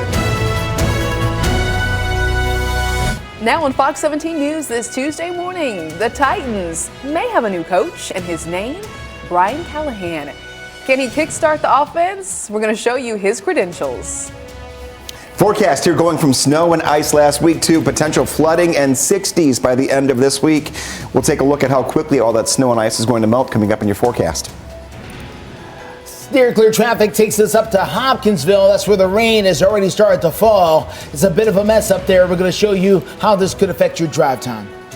Justin, Greg, thanks, and good morning to you. Thank you for joining us for Fox 17 News This Morning. I'm Jennifer Waddell. And I'm Erica Glover. This Tuesday morning, we're going to get started with some breaking news that we are following right now out of Laverne. And we're going to take a live look out there. We are working to learn more about this situation. Lots of flashing lights, and if we zoom in, you'll see that car that has crashed into a ditch. All right, so this is at J.P. Hennessy Drive, right near the Davidson-Rutherford County line.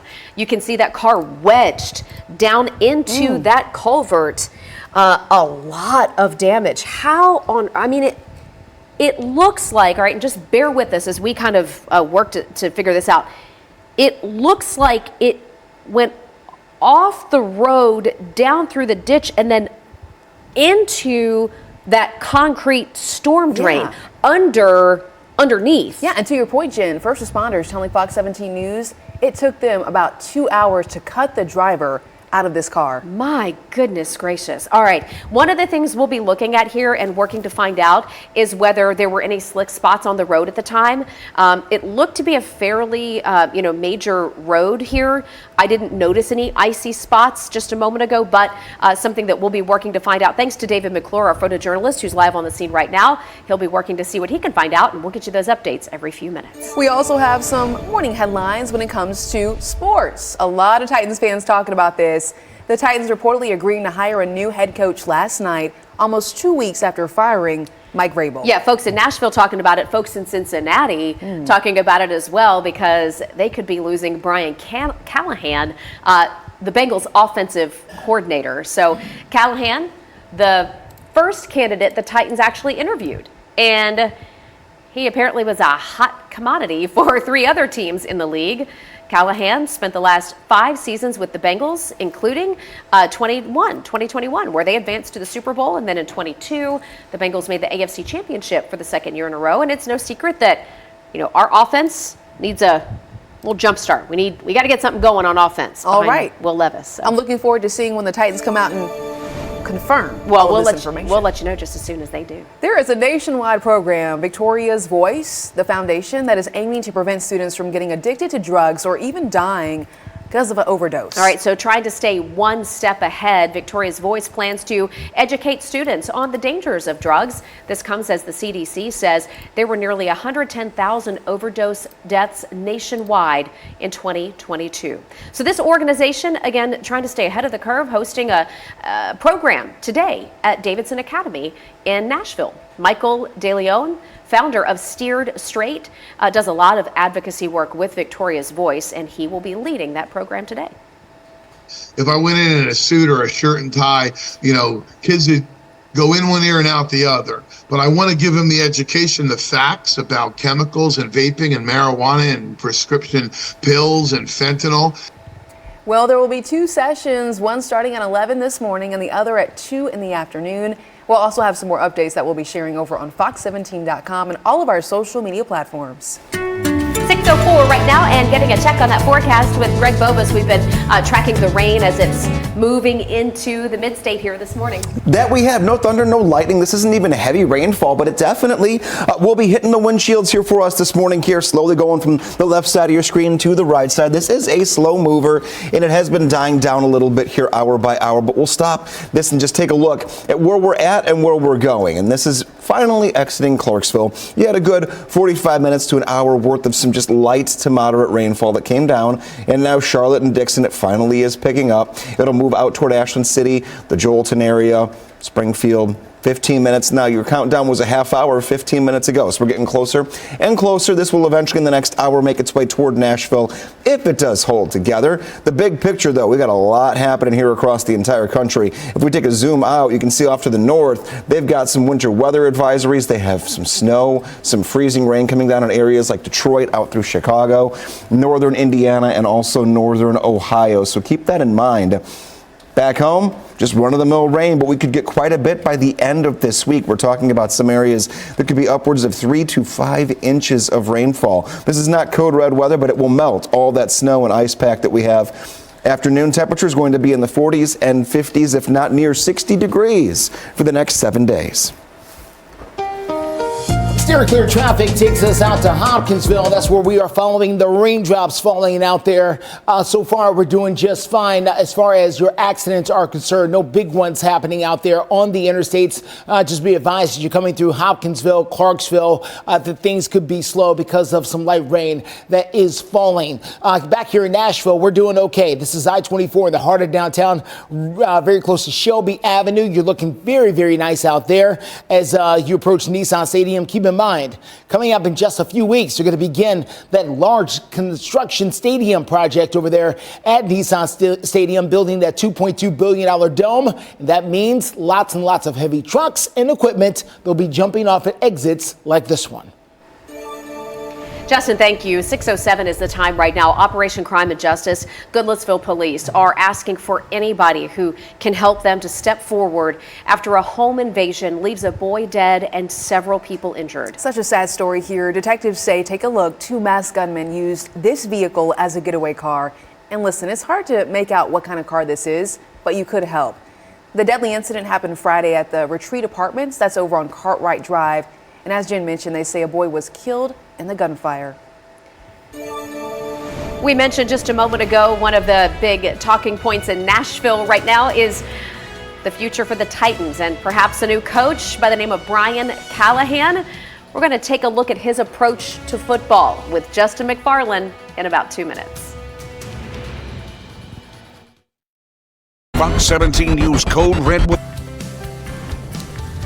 6:10 is the time, and according to the Associated Press and ESPN, the Tennessee Titans have zeroed in on Brian Callahan as their next head coach. Now, Callahan has never played in the NFL. He was a walk-on quarterback at UCLA. He began his coaching career back in 2010. Now, this is a tweet from Adam Schefter showing some of the coaches that he's worked under during his coaching career. Names like Jim Caldwell, John Gruden, and Zach Taylor. All of those coaches in particular were known for their passing attack styles. Now, he has spent the last 5 seasons with the Cincinnati Bengals as their offensive coordinators. He did not call the plays during the games there in Cincinnati, but he was very involved with the offensive game plan. A few months ago, he talked with our sister station in Cincinnati about his view of analytics, the compiling of data that so many coaches are using these days to make decisions. There's a lot of numbers out there, and some are more valuable than others, and you try to do your best to find the ones that matter, and then find out how you can improve those numbers and what that looks like. And sometimes it's just how the season unfolds. But there's a lot of information out there, and our job is to try to filter it to what's most important and how do we improve in the areas that we have to improve in to get better. Well, Brian Callahan is just 39 years old. By the way, his father, Bill, was the head coach for the Oakland Raiders and the University of Nebraska. 6:11 our time, taking a look at a forecast here of rising temperatures and rain that is coming down. We are not worried about snow or ice this week like we were last week. This is going to be one of those forecast patterns, almost more spring-like. Taking a look at some rounds of some steady rainfall that will be coming down. We're all clear when it comes to code red. It'll be a messy week, though, when we're melting the ice, melting the snow, bringing down additional rainfall, not a lot of sunshine. It won't be the prettiest week, but at least warmer. Rain today all the way through your Thursday and into Friday. Heavy pockets of it at times this morning. There'll be a few bands that track through. We'll get a break late in the day, and then overnight tonight we'll get that process started again. But there could be a few areas by the end of the week that we have to watch out for any potential flooding. The next weather maker really is going to be this rainier situation that we have worked ourselves into. Also much warmer, 54 degrees later on this afternoon. Low 60s for Wednesday and Thursday, and no freezing temperatures at night. Everything in the upper 30s to 40s. Steer clear traffic at 6:12. Let's take a quick look outside here. This is going to be I-24 at Old Hickory Boulevard as you make that drive in and towards the Cane Ridge area. As you can see, traffic moving along really nicely out there. No big problems to slow you up, at least not yet. But things can change. Kingston Springs to downtown at 28 minutes. Murfreesboro, 54 minutes along that drive. 27 minutes coming in from Hendersonville this morning. All of these times will go up as the morning goes on.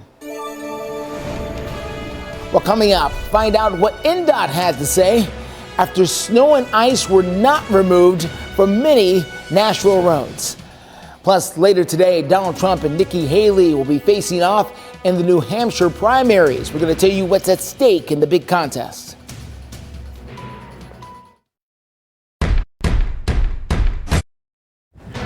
At 6:15, Fox 17 News taking a quick look at the breaking news situation this morning out of Laverne. We do know there are a lot of flashing lights. That's because this car that you see off to your left-hand side on the shoulder there crashed into a ditch. Okay, it wedged into a storm drain there. And crews are telling us it took about 2 hours to get that person out of that driver's seat. Unbelievable. We mentioned just a moment ago, this is at the Davidson-Rutherford County line. JP Hennessy, that looks kind of like an SUV, although hard to tell because it is crumpled inside of that storm drain, concrete on all sides of it.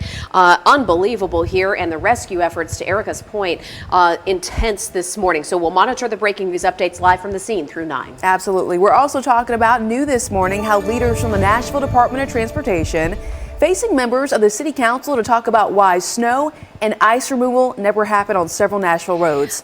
Big story. And pointed questions from neighbors who are furious at what happened during this winter storm.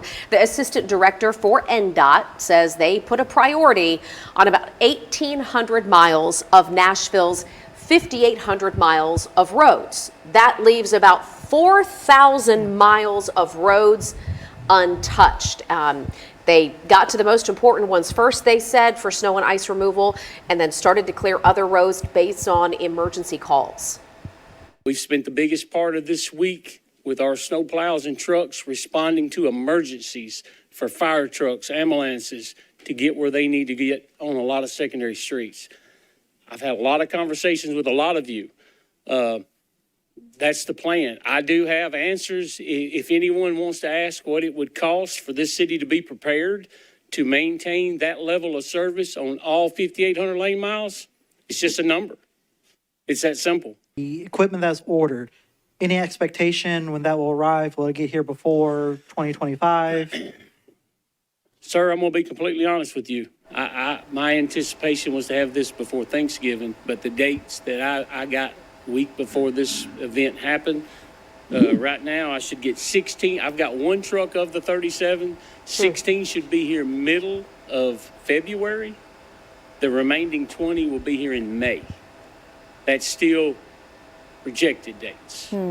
That was Philip Jones speaking with NDOT there, getting us some more updates. We also know each additional new snow removal truck is about $400,000. Now, it's dual purpose because those trucks can also be used as dump trucks or milling trucks for construction work when there's no snow to plow. But I think it's worth revisiting real quickly. You heard him mention they get the big roads first and then they get to the secondaries. Well, in this case, there were so many emergencies involving people who were on the roads at the time that they had to then respond to those. And then we had first responders getting stuck. Yeah. So the response to those emergencies is what hindered them, they say, from getting to many of your side roads. Correct. We're also tracking politics this Tuesday because voters in New Hampshire, well, they now have not long to decide who to cast their ballot for when it comes to the state's primary. Just a matter of hours. They're going to do that tonight. Former President Trump is leading in the polls, but Nikki Haley gaining some momentum. Could be a little bit of a tough competition here in New Hampshire. Fox News' Rebecca Castor with more from Bedford, New Hampshire.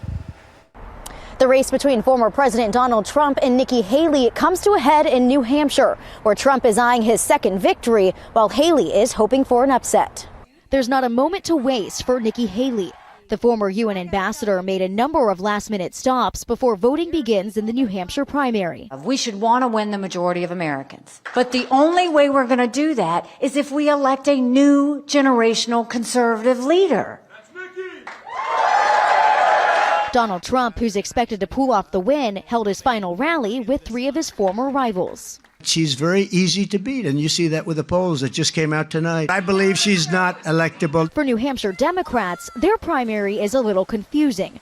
The DNC made South Carolina its first official contest, making Tuesday's results somewhat meaningless. President Biden's name won't even be on the ballot, and he didn't campaign in the state. Well, I'm kind of angry about it. And some people have said, why should we write his name in when he won't even give us the time of day? While Biden has his sights set on South Carolina, the state's former governor, Nikki Haley, believes most voters are ready for a change. And then are we really going to say that we're okay with having our options be two 80-year-olds that run for president? We need somebody with 8 years. Voter turnout for the New Hampshire primary is expected to quadruple what we saw last week in Iowa, but the vast majority of those will be voting in the Republican race. In Bedford, New Hampshire, Rebecca Castor, Fox News. Rebecca, thank you. 6:20 is the time. Do want to check in because rain showers in our forecast, not just today, but throughout the rest of the week. Yeah, today, tomorrow, Thursday, and even into Friday. Good news is, though, not a single hour is going to be colder than 32 degrees. So that's a bonus. But you know what I thought of, Greg? Yes. And it came up yesterday at our house. Let the dogs out, right? Sun's shining, snow's melting. They started playing in the backyard. Oof. They came in a muddy mess. And I don't know about your dogs, but mine kind of make a beeline for the couch. Yeah, of course they do. Oh, yeah. Muddy paws and all, we love them. We love them. And they don't know what they're getting into, and then you kind of... They get out there, they roll around, they're having fun. Time. And I feel like that's going to, if you've got dogs especially, be ready for several days worth of this kind of muddy mess when you let them out. It's going to be very, very soggy out there for the next 4 or 5 days. Because think about it, we're still melting a lot of the ice and the snow from last week, and then we're talking about additional rainfall that will come down, almost 3 to 5 inches of rain. Where's the rain at now? It has slowed down to a snail's pace here over the last half hour. You can take a look. Still a few showers in the Clarksville area up toward Oak Grove. This is attempting to make its way towards Springfield. Not quite there just yet. And Dickson. Yeah, we're going to start to see that rain pick up quite quickly here in the next 15 minutes and then take its way toward the east. So we'll call it a good 5-10 minutes and we'll start seeing some raindrops in the Dickson area. We have the lightning indicator turned on. We're not seeing any of that across any of Middle Tennessee or Southern Kentucky. Temperatures right now, right side of your screen. We're starting off in the 40s here, a very warm place to begin the day. And we are on our way to the 50s today and up near 60 degrees for tomorrow and Thursday. Steer clear traffic out there for you this morning. Let's get out to Clarksville. This is going to be a live look here right at exit 11, which is the exit for Highway 76 there in Clarksville. That's where you can see the rain is falling right along MLK Junior Parkway in Clarksville. And so far, we have not seen heavy wrecks there. We've just seen the rain sort of as a nuisance here. The camera picks it up very well when it drops there in Clarksville. And just know that that kind of rain is making its way ever so slowly to Nashville, but we're not seeing it as of yet. As we can see on our cameras, this is 65 at Fern Avenue at the overpass. What we are seeing is an increase in traffic. Things are starting to pick up the more we move into our 6 o'clock hour as schools are starting to get back in session. Thank you, Justin. We have a Tennessee boy who's about to go to Rocky Top, a local quarterback who says he is going home sweet home. That is quite the catch. Hey, we're also taking a sky look at the Nashville skyline, reminding you to pack your umbrella if you're heading out the door today. You're going to need it not just Tuesday, but throughout the rest of the week. Your full forecast coming up in just a couple of minutes. Stay with us. The playoffs are in full swing.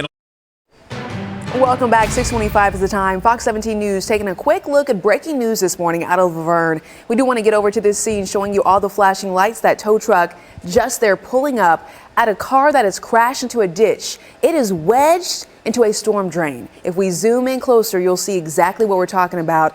A lot of damage to that vehicle, as you can imagine. So we're again showing you a live look. Going to zoom in here, hopefully. I have the very latest updates for you about this. You know what I think, Erica? I think our photojournalist David McClure is talking to a first responder who's wearing the bright, the bright colored vest there. So hopefully, there we go. Hopefully David's getting some information as he works, right, to get us updated.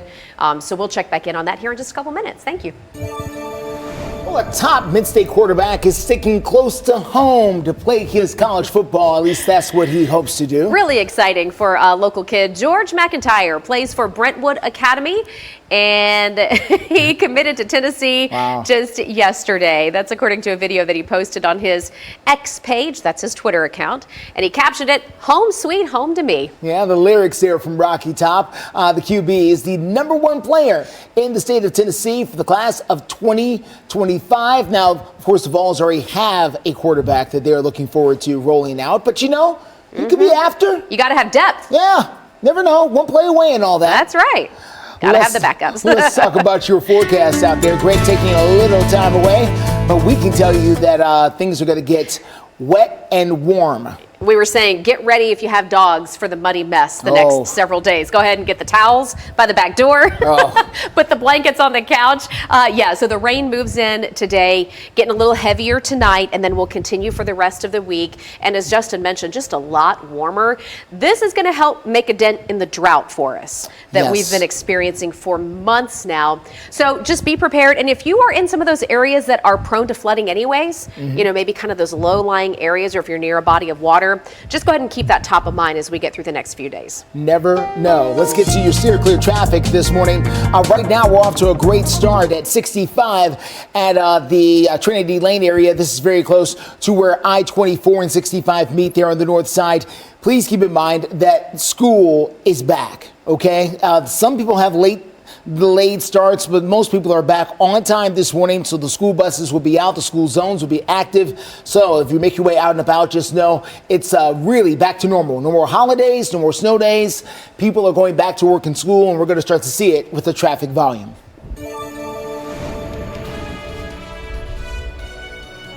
In a few minutes, you'll hear from the executive director of a nonprofit organization that aims to help save lives through drug prevention awareness.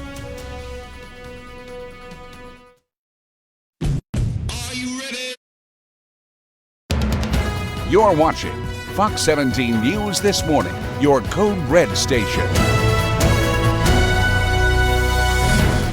Good morning. 6:31 is the time right now on Fox 17 News this morning. Calls for a Tennessee official to be removed from her post. Why some lawmakers say she is not qualified to lead educators. And Fox 17 News taking a live look at the Nashville skyline, talking about the showers on the way, not just today, but throughout the rest of the week. We're mapping it all out in your full forecast. Steer clear traffic takes us to Vietnam Veterans Boulevard near Gallatin Pike. We've got a little bit of debris in the roads. You make your way down from Sumter County. I'll tell you more about that in a few. Thanks for starting your Tuesday with us here on Fox 17 News this morning. I'm Jennifer Waddell. And I'm Erica Glover. We're going to get started right away with our breaking news situation, showing you a live look over in Laverne. And we're going to zoom in here. We are working to learn more about this car that crashed into a ditch. This is wedged into, Jen, a storm drain. All right, what we can see in the area here, and by the way, this is near J.P. Hennessy, right on, Erica mentioned Laverne, but right on the Davidson-Rutherford County line, a crumpled up ball of a vehicle that is wedged. And I mean, gosh, you just think about the impact that had to have happened here in order for it to look like this, but wedged under the concrete top, in between the sides and along the bottom. We can see looks like somebody, maybe with the tow company, getting down there to try to get some chains. Yeah, to try to get that car out of there, which is going to take a long time. In fact, the driver, crews are telling us it took them 2 hours to get him out of there. All right, so we're going to monitor this breaking news situation here and let you know how this is resolved. And as it unfolds, we'll be going there live through 9 a.m. We're also tracking your latest headlines here on Fox 17 News this morning, including how the Green Hills man accused of killing his wife on New Year's Day, Joseph Glenn, right behind us here, is expected in court this morning. We have investigators who say Glenn admitted to killing his wife, Jackie Glenn, and then burying her in DeKalb County, where they also had property. He is scheduled to appear in the Davidson County Court on criminal homicide charges today. Bond set at $1 million. We'll be there, and we'll let you know what happens.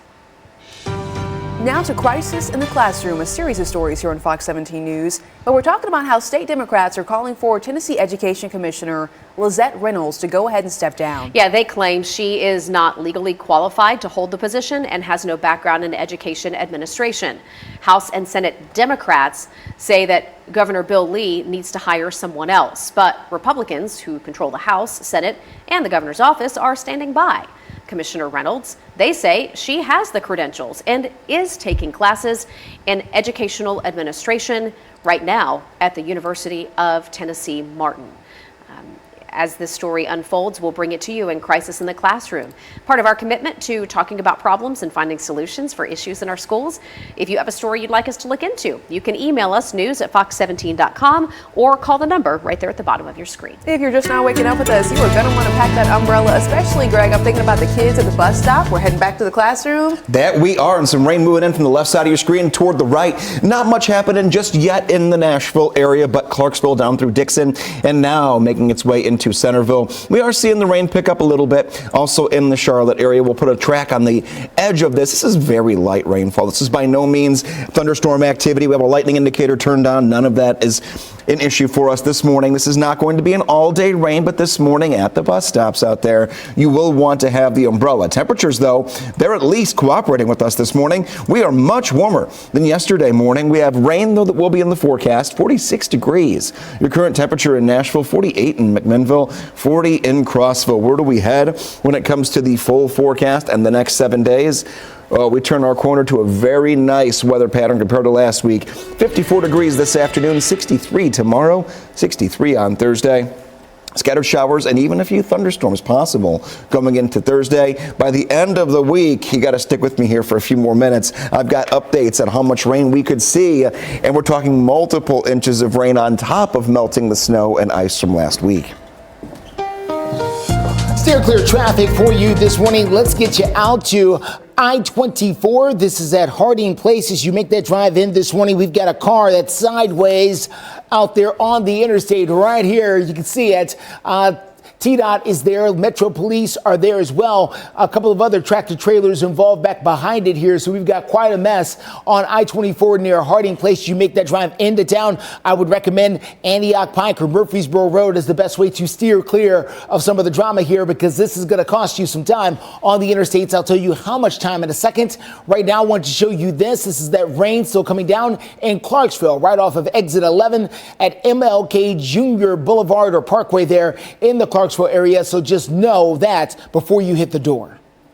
Justin, thank you so much. We're also talking about a nationwide program, Victoria's Voice Foundation, that is aiming to prevent students from getting addicted to drugs or even dying of an overdose. Fox 17 News reporter Karen Aguilar is live this morning at Davidson Academy, where they're going to have this program later today, and a representative from Victoria's Voice. Good morning, Jen and Erica. First, I wanted to give you the context behind Victoria's Voice. It's a nonprofit organization that does drug prevention education for young people and offers support and resources for those affected by substance abuse issues. Now, I'm here with Leah Shepard, the executive director of Victoria's Voice, who tells us the mission behind this organization. Thanks so much. Victoria's Voice is based in Orlando, Florida, and it was founded 4 years ago by David and Jackie Siegel, who unfortunately lost their daughter to an accidental drug overdose at the age of 18. And they say that the 3 reasons their daughter died is that they missed the signs as parents, that as a teen she didn't have the coping skills needed to deal with the stress and anxiety and turned to drugs instead. And third, and most importantly, the first responders didn't have Narcan, also known as naloxone. Victoria had a pulse when the first responders arrived, and they didn't have the life-saving Narcan to bring her back to life. And so our foundation stands on those 3 pillars with education programs to wake parents up that they're missing the signs and to try to help teens cope with the anxiety, and also to ensure that every home, every church, every school, every place of business has naloxone. Absolutely, and they've been doing this across the country. Today, potentially hitting a milestone, talking to nearly 400 students, making it about 1 million parents and children reached. Now, I do have one more question for you. What resources or support are we offering students? We have everything is free. All of our education programs are free. We have a national speaker series, so our speakers aren't just here in Nashville, Tennessee, they're nationwide. We've reached 40 of all 50 states, and as you mentioned, today is a big milestone for the foundation. Today we reach 1 million parents and kids with our education programs. But all of our resources, the education programs, are free and on our website at victoriasvoice.org. Got it. Thank you very much. Well, we'll have more coming up for you in the next half hour. Reporting live in Nashville, Karen Aguilar, Fox 17 News, your Code Red station. Karen, thank you. We have an 18-year-old young woman who you see on your screen here, who is now charged in the death of a child. This is a story making headlines here on this Tuesday morning. We'll get more into the details here in minutes. Choice Hotels is a family of brands. 6:41 your time. A quick look at your forecast here, getting you up, getting you moving here on a Tuesday morning, and not much happening right now in Nashville. However, a few showers will move in throughout this morning, and then we'll get a few more rounds of rain tonight into tomorrow and Thursday. We're going to melt a lot of snow and ice pack really quickly with temperatures later on today that are going to drop only into the upper 30s for the rest of this week. So we have nothing below freezing to contend with for the rest of this week. As far as your coffee cast goes, sunrise for us will be in about 15 minutes from now. You're not going to get a whole lot of it this morning. Temperatures will hold steadily in the 40s. Rain will be tracking into the Nashville area between now and 9 a.m. So from 7 until 9 when we become your only live and local news source. I'll be tracking what's on the radar for you to help get you moving. You can also follow along on social media anywhere you want to go, Facebook, Twitter.com. You can even go to Instagram. You can find any of us there. Good places to share your photos and also just connect if you have any questions. Coming up here in a few moments, we'll look at your 7-day forecast. Completely different story than last week. We'll find a few days in the 60s for you. 6:42. Quick look at your steer clear traffic. Let's get started here at I-24. This is at Harding Place down in the Antioch area. You can see where there's one car there on the shoulder. That one car that you're looking at there at the bottom of your screen at one point was sideways. Okay, so they've been able to get it back going the right direction. Now they're waiting on the tow truck crew to come out and get it fully out of the way. As you can see, TDOT adjusting their cameras. Metro Police remain on the scene there as well. The rain is falling across across parts of Montgomery County. So what is that doing to your drive? 59 minutes this morning coming out from Clarksville, 54 coming from Murfreesboro. That's a good time. It could get a lot higher than that. Hendersonville at 31 minutes so far this morning. And there's a quick look at that rain pouring down in Clarksville. 6:42 right now, and new this morning, a disturbing story coming to us from Georgia. A college student and beauty queen is accused of killing an 18-month-old little boy. Now, the Georgia Bureau of Investigation has charged an 18-year-old named Trinity Pogue with murder, along with other charges. Authorities say that the child died in the college dorm room at Georgia Southwestern State University. Ms. Pogue is a freshman at that college. She won a local pageant recently in South Georgia, which is the video that you see right there. And then there's her booking photo. By the way, Pogue is being held without bond. Again, just 18 years old. Well, coming up, have you ever applied to a job and then found out they never hired anyone for the position? They're called ghost jobs. And we're going to tell you maybe how you can avoid some of these coming up in a few minutes.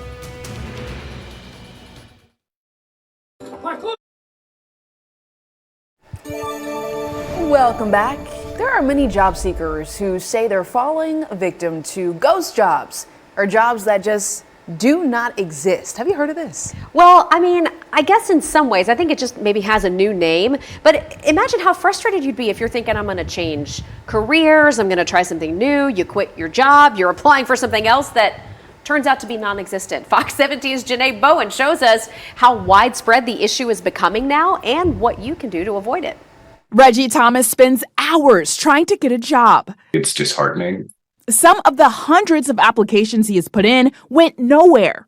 The job either wasn't real or the job was already offered to somebody else and I wasn't notified. Reggie is a victim of ghost jobs, and he's not alone.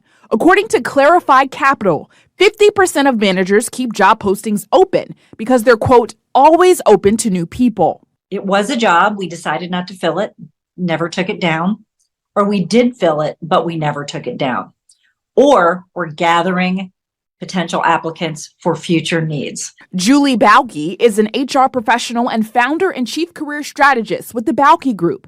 She says because of the pace of hiring and changes in the job market over the last several years, employers haven't focused on closing the loop with potential employees.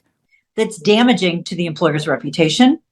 It's damaging to the job seekers' mental and emotional wellness and their belief in themselves. Balke says job seekers must now act like detectives to make sure they aren't wasting their time. Let's say you see it on Indeed. Go verify it. Look for it other places. Go to the company's website. Is it on there? Go to LinkedIn. Is it on there? The hardest part is just trying to get the job, where it should be work, doing the work, getting, accustomed to the work. Yes, that should be the job.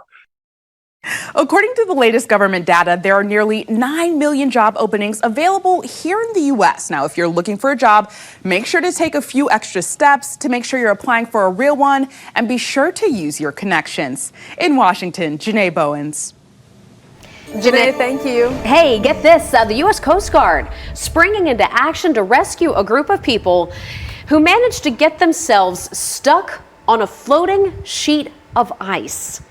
Wild here. This is on Lake Erie, just about a mile offshore in the northwestern part of Ohio. And listen, we're talking 20 people here who were initially stuck on top of the ice. And look how huge that sheet of ice is. This is not like a little ice,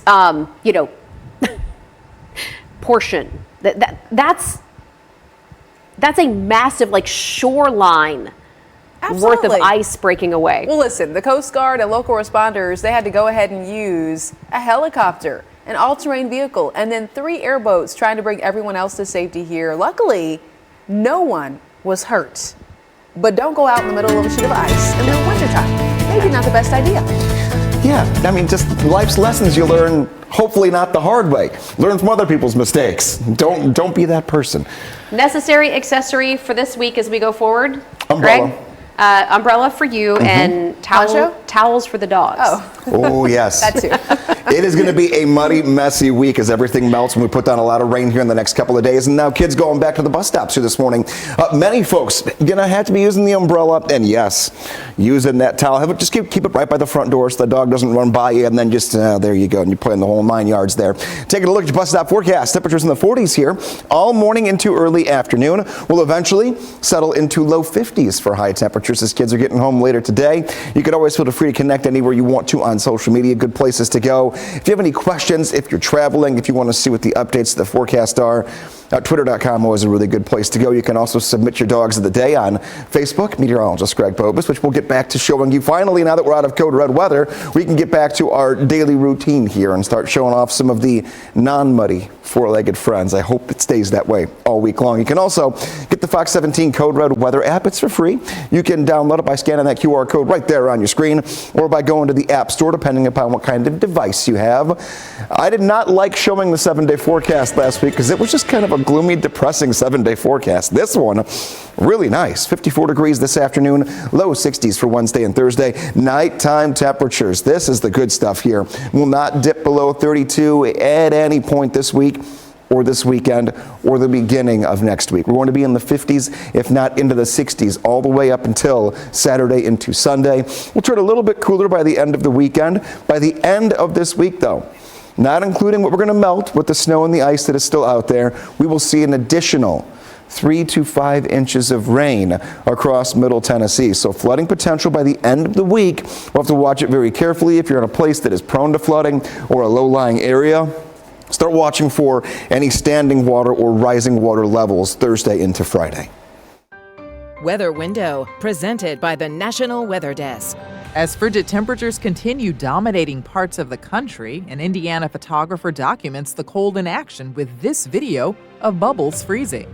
It also would have been cool to see these ice formations take shape above this creek near Little Rock. The photographer nicknamed them icebrellas. And here's a view of the nation's capital, a beautiful sunrise at 17 degrees. Steer clear traffic out there for you this morning. Let's get you here to I-24 at Harding as we've been watching the leftovers of a crash there. At one point, we had this car facing the wrong direction. It was sideways there on the side of 24 near Harding. Tow truck is there to get this cleared out of the way, and hopefully things can get back to normal out there. Rain is falling in places like Clarksville this morning, and some of that rain will start to slide in to Metro Nashville, Davidson County here before too long. Greg Bobus will be telling you more details about that coming up soon. Your overall drive times, though, not too much of a slowdown, at least not yet. That crash along I-24 near Harding right now is the only big thing we're working, but the next thing is always around the corner. Justin, thank you very much. 6:52, looking at some entertainment headlines here this Tuesday morning. The film industry has now lost a legendary figure. Oscar-nominated director Norman Jewison has died at the age of 97. His publicist said he died Saturday at home. Among some of his most famous films, Fiddler on the Roof and A Soldier's Story. He also directed 1967's In the Heat of the Night, along with 1987's Moonstruck. Health headlines now. We have new evidence this morning, according to the CDC, that shows long COVID could be caused by an immune system response, which would not be surprising to hear. Well, experts saying researchers have identified a change in blood proteins in people with long COVID. Well, that could explain why some suffer from constant symptoms like fatigue and also pain. That study published in the journal Science, followed by 113 COVID patients and 39 healthy patients for up to 1 year. That's how long they followed them after being infected. After 6 months, 40 patients had developed characteristics of long COVID. That study revealing that a part of the body's immune system stayed active long after that COVID went away. Health experts say the findings could lead to treatment eventually for those long COVID patients as well. 6:54 is the time right now. Powerball jackpots are growing yet again. We'll tell you what's on the table in the next drawings. All right, money, money, money. Coming up, Fox 17 News this morning at 7. More on roads throughout the mid-state that were unsafe to drive for days and how people could not leave their neighborhoods. So we're going to get some answers for you and try to get to the bottom of that situation. Play big on a new road. Get one.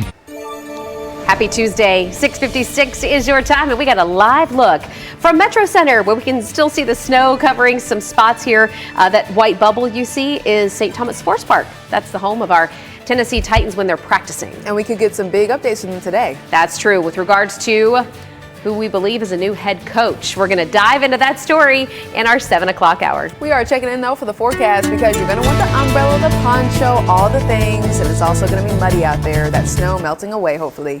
Yeah, by the end of the week, all snow, all ice, they will be completely off of the radar for us here. Let's check Greg's mic and make sure we've got it here real quick. Oh, he's giving it the good old whack. Let's see. There it is. We got it? Hey, there we go. Here we are on a Tuesday morning. Taking a look here. Doppler radar is showing us a little light rainfall here. If you go west of I-65, we're seeing that rain. It's kind of stalled down to barely even moving. Clarksville down through Dickson, Centerville, Lawrenceburg. Light rainfall, lightning indicator turned on. None of that for us for right now. We're going to keep our eyes on this, though, as we go from 7 to 9, because this will eventually inch closer and closer to the Nashville area, and will eventually be giving us some windshields there as well. But yes, ponchos, umbrella, whole 9 yards, windshield wipers. They're going to be cranking here, not just today, tomorrow, Thursday, the entire week. Brings in chances for rain almost every single day that we'll continue to track for you here, starting in just a few moments from right now. And please stick around till 7 because we have a really nice looking 7-day forecast cooked up for you. Steer clear traffic for you this morning. Let's get a good look here at I-40 going westbound. This is going to be at Old Hickory Boulevard in the Hermitage area. We are dealing with some disabled vehicles there on both sides of the road. One over here, the other one here on the other side. You want to try to take, if you can, Lebanon Pike is the best way to steer clear because there are some slight slowdowns and there will be more as soon as the emergency crews get here and start to deal with these vehicles coming in from Hermitage. You can already see the traffic stretching back further towards Wilson County. All right, Justin, thank you. Hey, speaking of road situations, we've got breaking news update now coming to us from Laverne. Watch here with us as crews are finally pulling a mangled mess of a car out of a storm culvert that crashed early this morning. It took 2 hours to get the driver out. That car was wedged with concrete on all sides of it in that storm drain. And if you're just now watching this breaking news happen right here on your screen, this is in Laverne. It is right at the Davidson-Rutherford County line. Now, it's taken a while for them to get down there, get that chained up, and then pull that car, again, out of a storm drain ditch. That is where this car was just stuck up under there. This is off J.P. Hennessy Drive. We're looking for a couple of locations here that would give you a little bit better perspective. This isn't too far from Mill Ridge Park.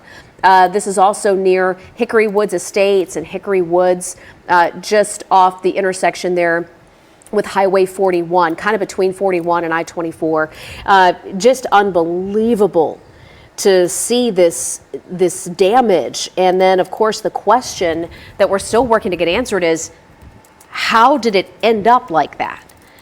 Was weather a factor? Were there any patches, slick spots? Okay, watch with us here. We're gonna stick with us as we go into our 7 o'clock hour. Spinning front tires as they try. That guy balancing himself on top of the car as they pull it out. Wow. Oh, he's steering it. He's got his hand on the steering wheel trying to get it out. All right, that's why he was there. All right, I'm noticing that J.P. Hennessy is currently blocked off in Laverne as they have been working on this operation for the better part of a few hours now. All right, so it looks like they finally got it out. They're going to get this towed out of the way. We'll check back in on this breaking news update in minutes. You're watching Fox 17 News This Morning, your Code Red station. Several of our neighbors haven't been out of the neighborhood for almost a week. Oh yeah, continuing coverage of the aftermath of last week's winter storm. We're seeing a good warm up, but some mid-state families are still stuck inside because of the ice. More from local homeowners in just a couple of minutes. And it would appear the Titans may have a new coach. His name, Brian Callahan. You're looking at him right here. Yeah, he's wearing that Bengals gear. We'll tell you what you'll want to know about his career up to this point and how it could help him steer the Titans. Very exciting. And get ready for high temperatures. We're talking about the 50s and 60s today and Wednesday. Love that. Coming up, our Code Red meteorologist is going to have your latest forecast. We do want to start, though, by thanking you for waking up with us here on a Tuesday morning. For Fox 17 News, I'm Erica Glover. And I'm Jennifer Waddell. We're glad to be your live local news team, always here for you through 9 a.m. We're going to take a quick look at the breaking news situation that we just covered. This is out of Laverne, okay? That car that you're looking at just pulled out of a ditch. It was wedged in the storm drain that's on the left-hand side of your screen. So we're showing you a live look at what's happening over in Laverne. This is at the Davidson-Rutherford County line, J.P. Hennessy. That is the name of the road. And that car just crumpled up. So we're asking, how did this car end up like this? We're trying to get the very latest updates on the driver who was in that vehicle. We'll have much more breaking news updates throughout this newscast. And continuing coverage right now on our winter storm that continues to cause problems even today. The snow, the ice, the bitter cold being blamed now for 34 deaths across the state. This time yesterday, that number was 27. We know that 3 people died here in the mid-state. We had deaths in Hickman, Henry, and Coffee counties. Some areas still under a boil water advisory as well due to compromising water system situations. And Erica, we also know that Tennessee is still in a state of emergency this morning. Yeah, it's just a mess. And one of the major problems people are dealing with now is the ice. As a reminder, a number of school systems are still closed today, and some are on that delayed schedule. Did you get him out? Ooh, this comes as hundreds of people have still been unable to leave their homes, and their neighborhoods safely. Imagine that. So we're continuing to hear your stories, share your stories. In Jolton, in fact, William Clark continuing to help his neighbors in need. Clark says several abandoned cars that we're showing you on his road are showing that it's still too dangerous in some areas for folks to get out. He also says there are a lot of elderly folks living in his neighborhood, and he worries if first responders would able to get to them in case of a medical emergency. Listen. We've got cars in the ditch. They're sticking up like this. We got people that's got heart problems. We got people that's got low propane that nobody can get up here. None of the trucks, the police can't get up here. Nobody can get to this neighborhood if something happened to somebody seriously. Very concerning. Clark says he tried several times to get road crews to come treat the area near his place. Again, this is in Jolton. NDOT says, though, you can submit your request for treating roads over at Hub Nashville. We do have that link. Go to fox17.com. 7:04 is the time right now. And Greg, I think most of us are just over the big mess that was left behind by now. So what can we expect as we're moving forward this week? We're going to melt everything first and foremost, but also add rain to it. So all that extra water has to go somewhere. We're not going to be terribly cold, but we might have to watch out for flooding later this week. So the big story now is rain, and then all of that water that will just be ponding in areas and standing in areas over the course of the next 2 to 3 days. Ice and snow will begin to melt very quickly. I see us in the 60s tomorrow and also going into Thursday. Temperatures no colder than 37 degrees at any point in the next 7 to 10 days. Flooding could be possible and 3 to 5 inches of rain. I'm not talking about 3 to 5 inches of standing water, including the snow. That is just rain that will come down. Check your sewers, watch out for rivers. They're not terribly high right now. We have been in a bit of a drought, but the ground is also very cold. Until the ground itself begins to thaw and is able to soak up a lot of that water we're going to have, it's going to sit on top of it. So keep that in mind. 24-hour temperature change. We're about 30 degrees warmer than the same time yesterday morning. Where does that put us? Puts us at 47 in Nashville, 50 right now. In McMinnville, highs today will easily be in the low to middle 50s. And then tomorrow's when we get back into the 60s for high temperatures. Wednesday and Thursday, a pair of 63s back to back. Coming up in 5 minutes, we'll look at top of the radar and track a little rain that's starting to approach Nashville hour by hour. It'll start moving its way in here through about 9 a.m.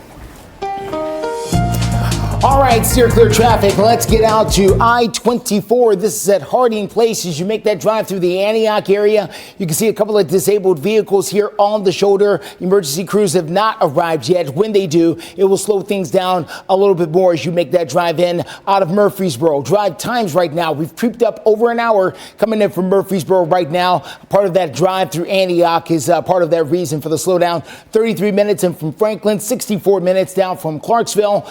Clarksville is a place that is starting to get wet because of the rain moving through that area. Not just there, but Oak Grove, Hopkinsville, Cadiz, up in that direction of I-24. Beware if you're driving around. All right, cue the music. Making headlines this Tuesday morning, the Titans. Yeah, they agreed to hire a new head coach last night, almost 2 weeks after firing Mike Vrabel. Sources close to the Titans confirmed they picked Brian Callahan, the Cincinnati Bengals offensive coordinator. Could now be the man in charge of the two-tone blue. We're waiting on official confirmation from the Titans this morning. Here's what we know about Callahan, the very first candidate that the Titans interviewed, and a hot commodity apparently for 3 other teams in the league.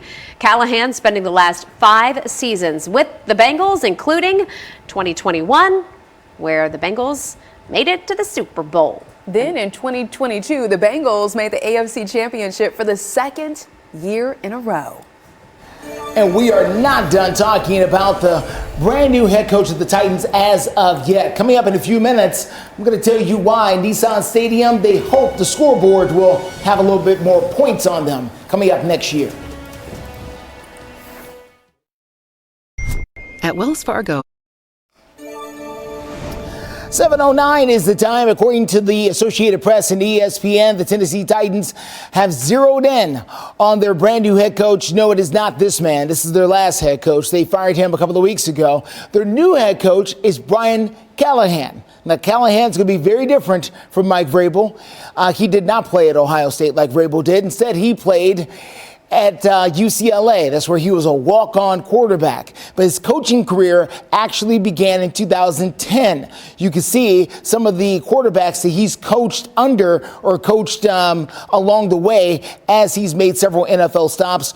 Peyton Manning, of course, there with the Broncos, where he helped them win a Super Bowl. Matthew Stafford with the Lions before he moved on with the Rams, where he won a Super Bowl. Derek Carr with the Raiders, and Joe Burrow, where he's been the last 5 seasons with the Cincinnati Bengals as their offensive coordinator. A few months ago, our sister station, Local 12 in Cincinnati, talked with the Bengals OC about analytics and the way that he viewed the game. The EPA, the expected points, and EPA percentage, those things generally tell you if you're a good offense. I mean, you look at those numbers and they bear out that if you're leading in that category, you're probably pretty good on offense. There's a couple other ones that are a little bit telling. The DVOA is also another one that can paint a picture of your offensive efficiency, but the Kings are always going to be the situational, the third down, the red zone. Are you converting third downs? Are you scoring points in the red zone? Those are always going to be the teams that are good in those areas are generally going to be the top 5 offenses in football. Now, I know we went extreme football nerd right there with the EPA and DVOA and all of that, but all of that is part of a coaching philosophy that the Titans are taking on when they bring in Brian Callahan. It's going to be very different, an offensive-minded coach whose father was also an NFL football coach. He coached with the Oakland Raiders and even guided them to a Super Bowl. By the way, the team they beat in the AFC Championship game, the Tennessee Titans, all the way back in 2002. Let's get to your steer clear traffic out there, everyone. Let's talk about the crash that we've been following out of Laverne. This is on JP Hennessy Drive out there. You can see they finally have gotten this car, we believe, on the back of a flatbed. This same car was wedged underneath a piece of concrete in a ditch a few moments ago. The driver was taken out and gone to the hospital. This is on the Davidson County side of the trip there to Laverne. Of course, Laverne begins right where Davidson County ends between Antioch there and Rutherford County. You can see them still picking up pieces. That's the trunk lid of the car that they just threw into the back seat there. Thanks to our photographer, photojournalist David McClure on the scene there, giving us these live pictures again out of Laverne, where they're looking to clear that crash. And a quick check your forecast here at 7:12. Taking a look at your forecast, and we're talking about a start in the 40s right now, on our way to the 50s later on this afternoon. And you can see a little bit of sun trying to make its way in, but a few raindrops will scoot into the metro in the coming hour or two that we'll keep our eyes on Doppler radar. 11 a.m. takes us to noon, back up to 50 degrees, and then we'll stay in the low 50s later on this afternoon. Hundreds of students are set to hear about drug prevention awareness later today. In a few minutes, I'll have more details on that and why it's important to have these conversations.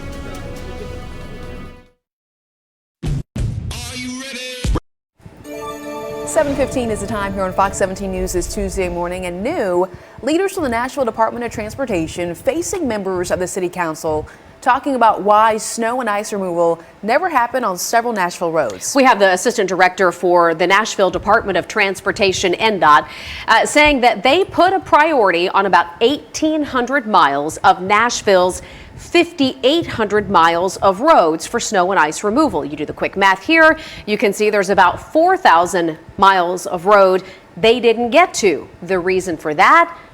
Emergency calls they had to answer. We've spent the biggest part of this week with our snow plows and trucks responding to emergencies for fire trucks, ambulances, to get where they need to get on a lot of secondary streets. I've had a lot of conversations with a lot of you. That's the plan. I do have answers. If anyone wants to ask what it would cost for this city to be prepared to maintain that level of service on all 5,800 lane miles, it's just a number. It's that simple. The equipment that's ordered, any expectation when that will arrive? Will it get here before 2025? Sir, I'm going to be completely honest with you. My anticipation was to have this before Thanksgiving, but the dates that I got week before this event happened, right now I should get 16. I've got one truck of the 37. 16 should be here middle of February. The remaining 20 will be here in May. That's still projected dates. Well, Fox 17 News, we were asking important questions, and we did find out that each new additional snow and ice truck is $400,000. It is a dual purpose truck, though. For example, those trucks used to remove snow and ice could also be used as dump trucks or milling trucks when there is no snow to plow. So we're going to stay on top of this story and let you know how Nashville at least is going to be responding, but we have a lot of other localities too where these same questions are being asked. We'll let you know about the response. Here to tell us about that snow melting away, our Code Red meteorologist. That it will be melting very quickly here. We even have some rain coming down as we speak. This has all been west of I-65 throughout the entire morning, but it slowly is creeping closer and closer to the Nashville area. We'll zoom in. Clarksville, we've been showing you cameras all morning of some just consistent light rainfall that has not stopped here since around 4 o'clock this morning. Taking a look at the trajectory of where this is heading and put a little track on this for you, you'll see that it does move in toward the Jolton area soon. It'll move into Hendersonville, Nashville, and then continue toward the east throughout the morning.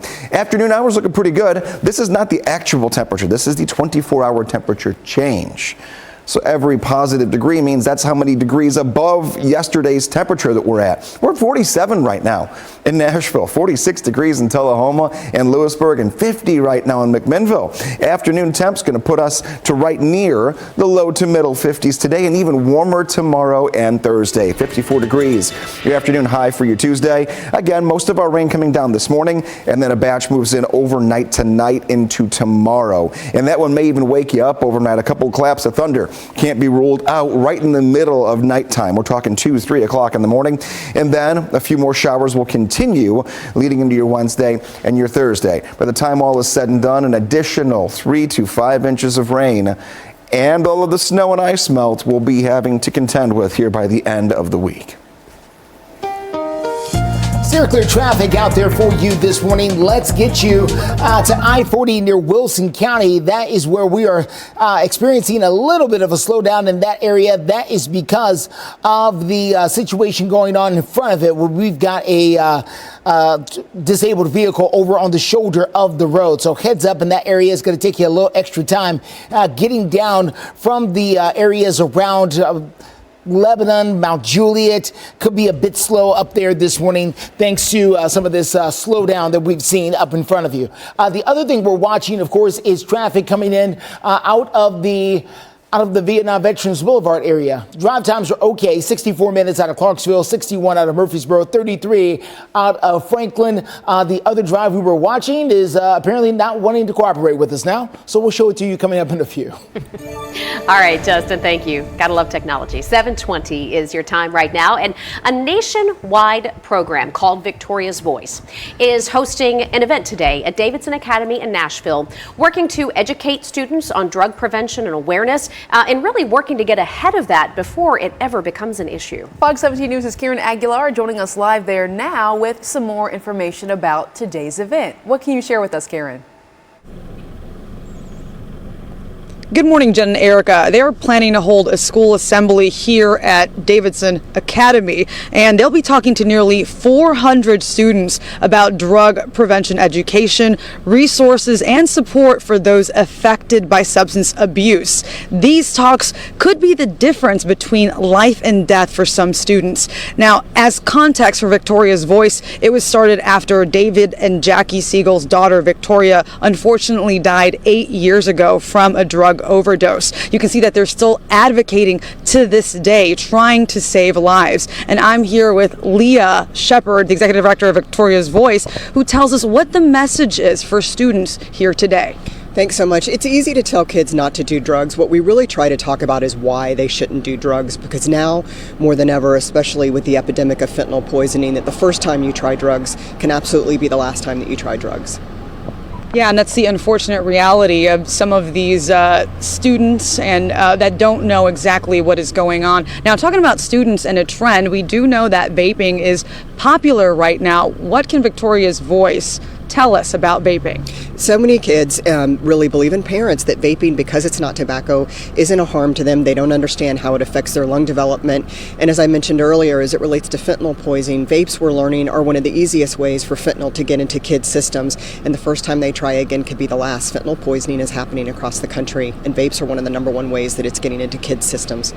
And that is one of the topics that they will be discussing today with students. There are 2 assemblies today, one for students at 11 and 2 p.m. and one for parents in the evening. Reporting live in Nashville, Karen Aguilar, Fox 17 News, your Code Red station. Continuing coverage this morning into the death of a woman in Green Hills and the man charged in her death. We have new information on the investigation, as that man we just showed you is about to have his day in court. Before you see weather conditions. 7:25 is the time here on your Tuesday morning. Well, it's an ending that loved ones of Jackie Glenn prayed would not happen. We first told you about this story just a few weeks ago. It is the story of a woman found buried in DeKalb County. Police say her husband admitted to killing her and hiding the body. Authorities also recently found the weapon they say Joseph Glenn used to kill his wife, Jackie. Now, Joseph Glenn is set to appear in court this morning. He is facing multiple charges. If you would like to know what's going on in your particular neighborhood, you can get more local reporting and national news delivered right to your inbox. You can do so by getting our daily newsletter. You can find the sign up over on our website at fox17.com. 7:25, taking a look at your forecast, getting up and getting out the door here on a Tuesday, and we have a very different weather pattern than we had just a couple of days ago. We're going to melt the snow, we're going to melt the ice and start to get back to normal. We have some rain that is trying to get its way into Nashville. It is stalled out here and has kind of really slowed down over the last 2 hours, but a few showers west of I-65, light rainfall. We have no thunder or lightning coming down with any of this, so we have no severe weather in the cards, but a few showers for the morning hours. We'll get a break for the afternoon. Taking a look here on Future Track. Timing it in, and this is through 12 o'clock going toward the afternoon. That's when the dry hours will settle in through the first half of tonight. Overnight, right around 3 a.m. though, a few showers and storms begin to bubble back up going into tomorrow morning. We will be actively tracking basically every morning this week when it comes to rain that is on the radar and then future rain for later each subsequent afternoon. This is 11 a.m. tomorrow and then all the way through the afternoon. Much rainier tomorrow than today, and that will continue to be the case on your Thursday. When all is said and done, by the end of this week, 3 to 5 extra inches of rain on top of all that snow melt and that ice melt we'll be working through for the next 4 to 5 days. New crash that we have just pulled up. This one's going to be at I-65 at the Harpeth River area there. That is in the Brentwood area. Brentwood police, as a matter of fact, is there with TDOT with a disabled vehicle there on the shoulder. Happy to report this does not seem to be ice related. We're back to normal types of traffic situations happening out there across the mid-state here. A minor delay making that drive down. You can always take Franklin Pike, or better yet, just leave about 10 minutes earlier, and that should be all the time you need to get past this. Other things we're following include this drive coming in from the west side, or excuse me, east side. This is I-40 at Hermitage, making that drive in right at Old Hickory Boulevard is where the disabled vehicle is. At this point, you can take Lebanon Pike as the best way to steer clear. We're also tracking breaking news this morning here on Fox 17 News out of Benton County. That is where crews managed to pull a man from a frozen pond. Yeah, he was reportedly trying to rescue his dog. The Benton County Sheriff's Office says they got 2 911 calls. Okay, the first for the dog and then for the man, both stuck in that frozen pond. Oof. They say deputies and EMS, they helped to get the man and the dog out of the water. The man then rushed to the hospital. No word as of right now on his condition or the dog's condition. Fox 17 News, though, will continue to update you as we learn more. Goodlettsville police right now investigating after a home invasion leaves a young boy dead and others injured. We'll explain what they're looking for in our next half hour. Picks and helps you do more.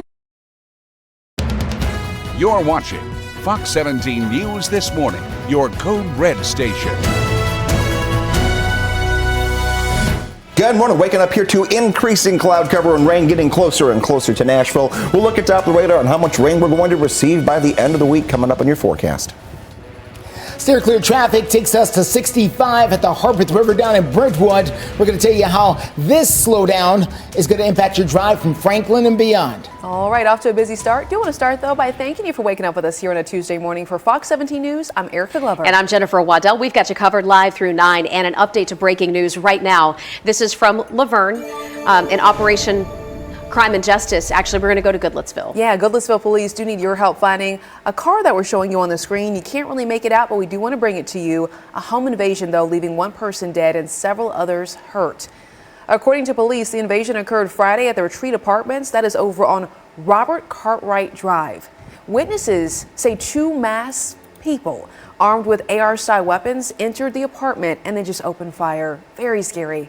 Now, multiple victims are recovering from gunshot wounds. Police say they took off, driving away in this small, dark-colored sedan. Again, it's very hard to make out, but it's a small, dark-colored sedan. So anyone with information is asked to call the Goodlettsville Police Department. That number, fox17.com, is where we have it. Making headlines this morning in Wilson County, deputies are investigating after a man's body is found on the side of the road. This happened Sunday morning, and we're now getting the details. This was on Bill France Boulevard near Highway 231 South. Police found the body of a Hispanic man lying in the snow. That death currently under investigation. Fox 17 News will keep you updated as we learn more. Right now, though, we have continuing coverage as TVA, Tennessee Valley Authority, says customers broke a weekend usage record on Sunday. The all-time usage record was set Wednesday of last week during the middle of our cold snap that broke a record back in the summer of 2007. Imagine that. Efforts and upgrades that have been done over the last year being credited for preventing rolling blackouts. Now, listen, the good news is we got a warm up on the way, so we're not going to break any kind of records this week.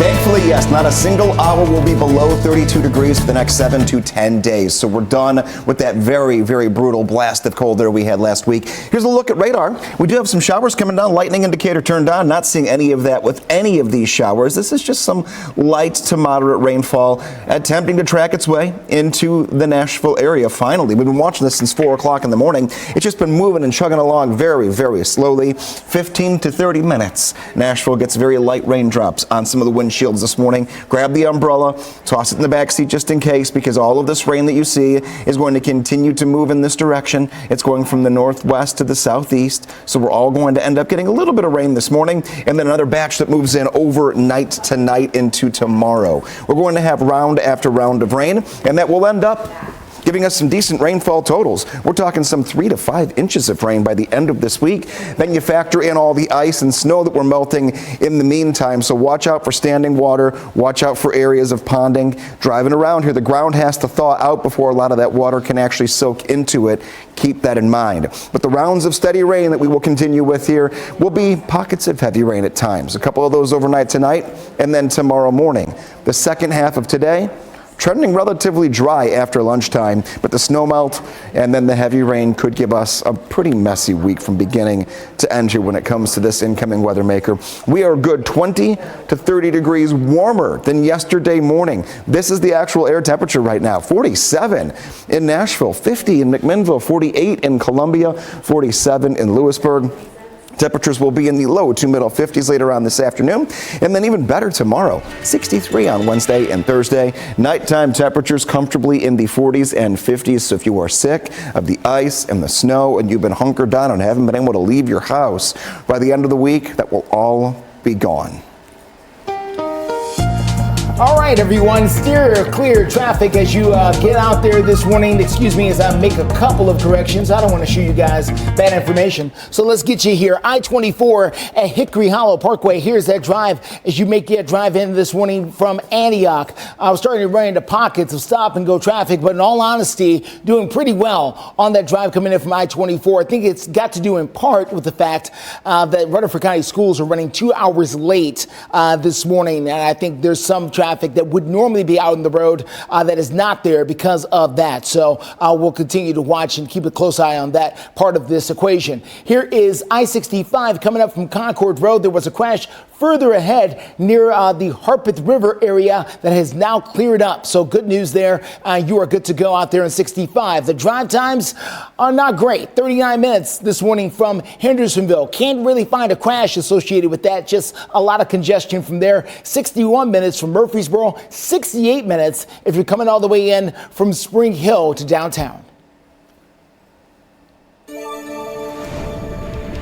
In a few minutes, hear about a conversation that students are having at Davidson Academy regarding drug usage to prevent them from potentially losing their lives.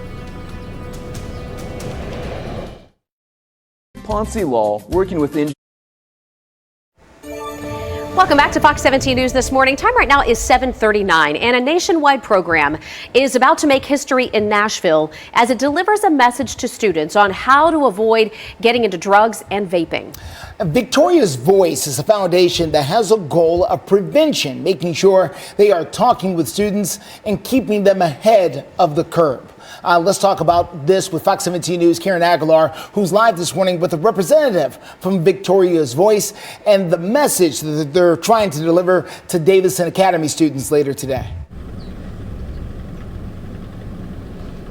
Good morning, Justin and Jen. Well, first, I want to give you some more context behind Victoria's Voice. It's a nonprofit organization that does drug prevention education for young people and provides resources and support for those affected by substance abuse. It was started by David and Jackie Siegel 8 years ago when their daughter Victoria died suddenly from an overdose. Now they're still advocating to this day, about to talk to nearly 400 students. They have a keynote speaker, Michael DeLeon, who will be addressing them and sharing their personal experience. And I'm here with Leah Shepard, the executive director of Victoria's Voice, who tells us why his personal experience is so important to these students. Yeah, Michael is one of the most highly sought after school speakers in the country, and why his story resonates with students so much is that he's not a teacher, he's not a parent, he's not a law enforcement officer. He's a convicted felon who spent over 10 years in jail because of his drug addiction. And he tells students what happened and why he did drugs and how he got addicted and what the impact was on his life and why they shouldn't fall down the same path that he did. Right, and what have we seen, a reaction from students? You said that they're bringing him back. Tell me a little bit about the impact. Yeah, what we see is students, their comments on social media, that students will actually turn their vapes in at the end of his speaking engagement. He also distributes Victoria's diary. David and Jackie's daughter, Victoria, they found her diary in her nightstand after she died. And it's really a cautionary tale to any parent or any student as to what can happen and the horrible impacts of starting drugs at a young age.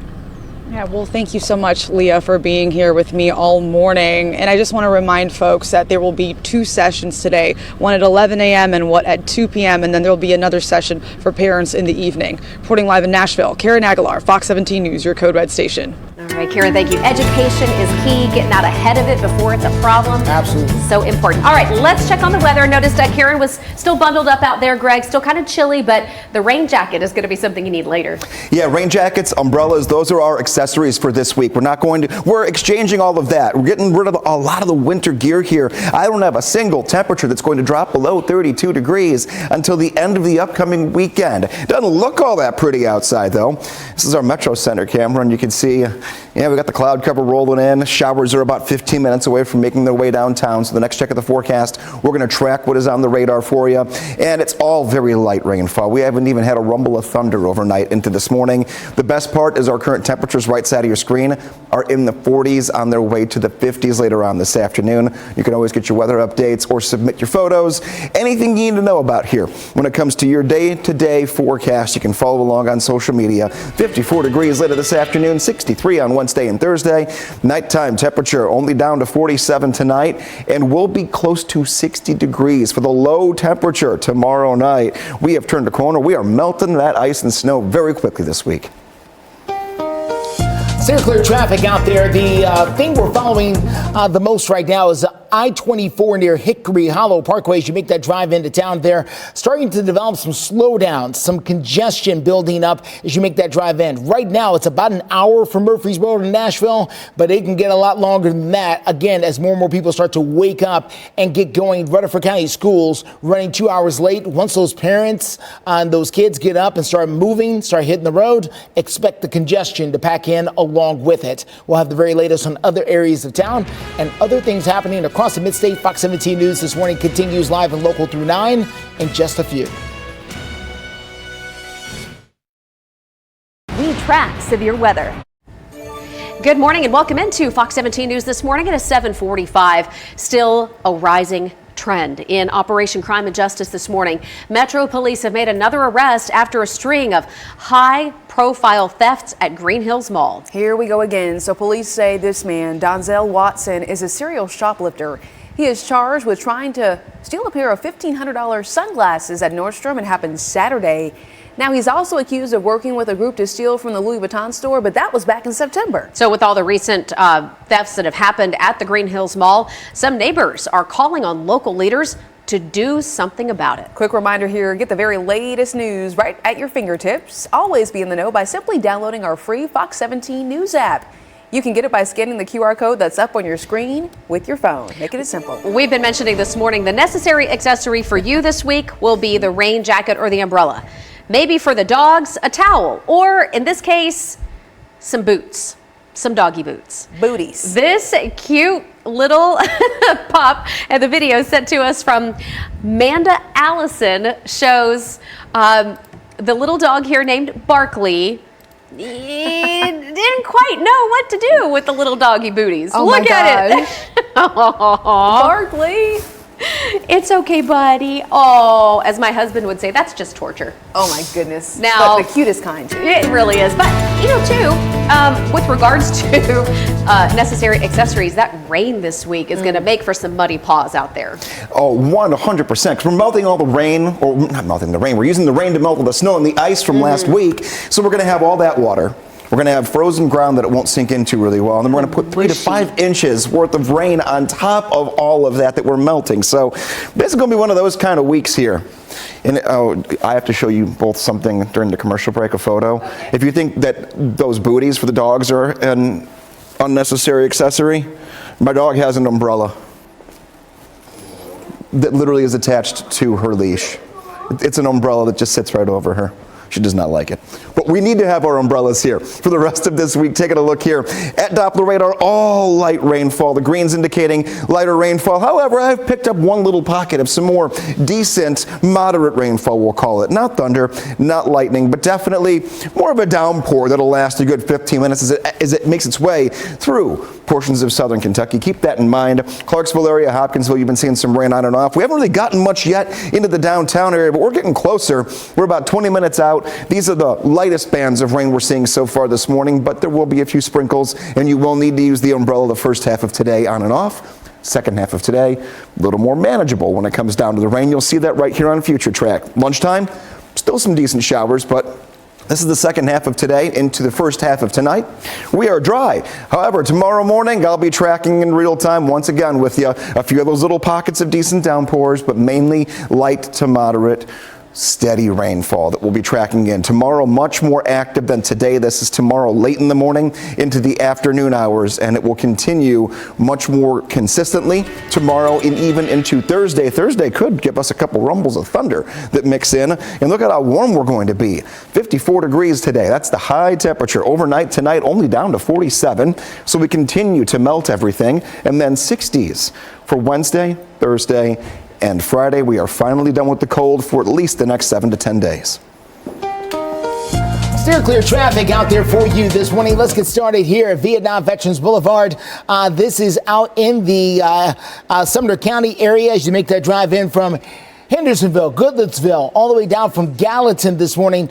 We are doing just okay. I can't say we're doing great. It's not great. There's a bit of a slowdown as you make that drive into town, coming up there as you get closer and closer to Conference Drive. But overall, it can be a lot worse coming up there from Sumner County. So we're doing okay there so far, at least. Let's take a look at another side of town if we can. And that's going to be here. This is going to be I-24 Bell Road, making that drive through the Antioch area. As you can see, traffic is moving along pretty well. No more snow and ice there on the road. People are getting by. If there's any more snow and ice left, it's mainly just in the grassy or shady areas. A lot of it locked into neighborhoods here. So we're doing okay overall. Here are your drive times right now. Clarksville, 64 minutes. Murfreesboro, just over an hour. Franklin at 34 minutes. Had an earlier crash near the Harpeth River on I-65. That crash has now cleared, so it should be a lot easier to get up and about as you make that drive up 65 overall. We will continue to keep an eye on things for you this morning, let you know exactly how they progress.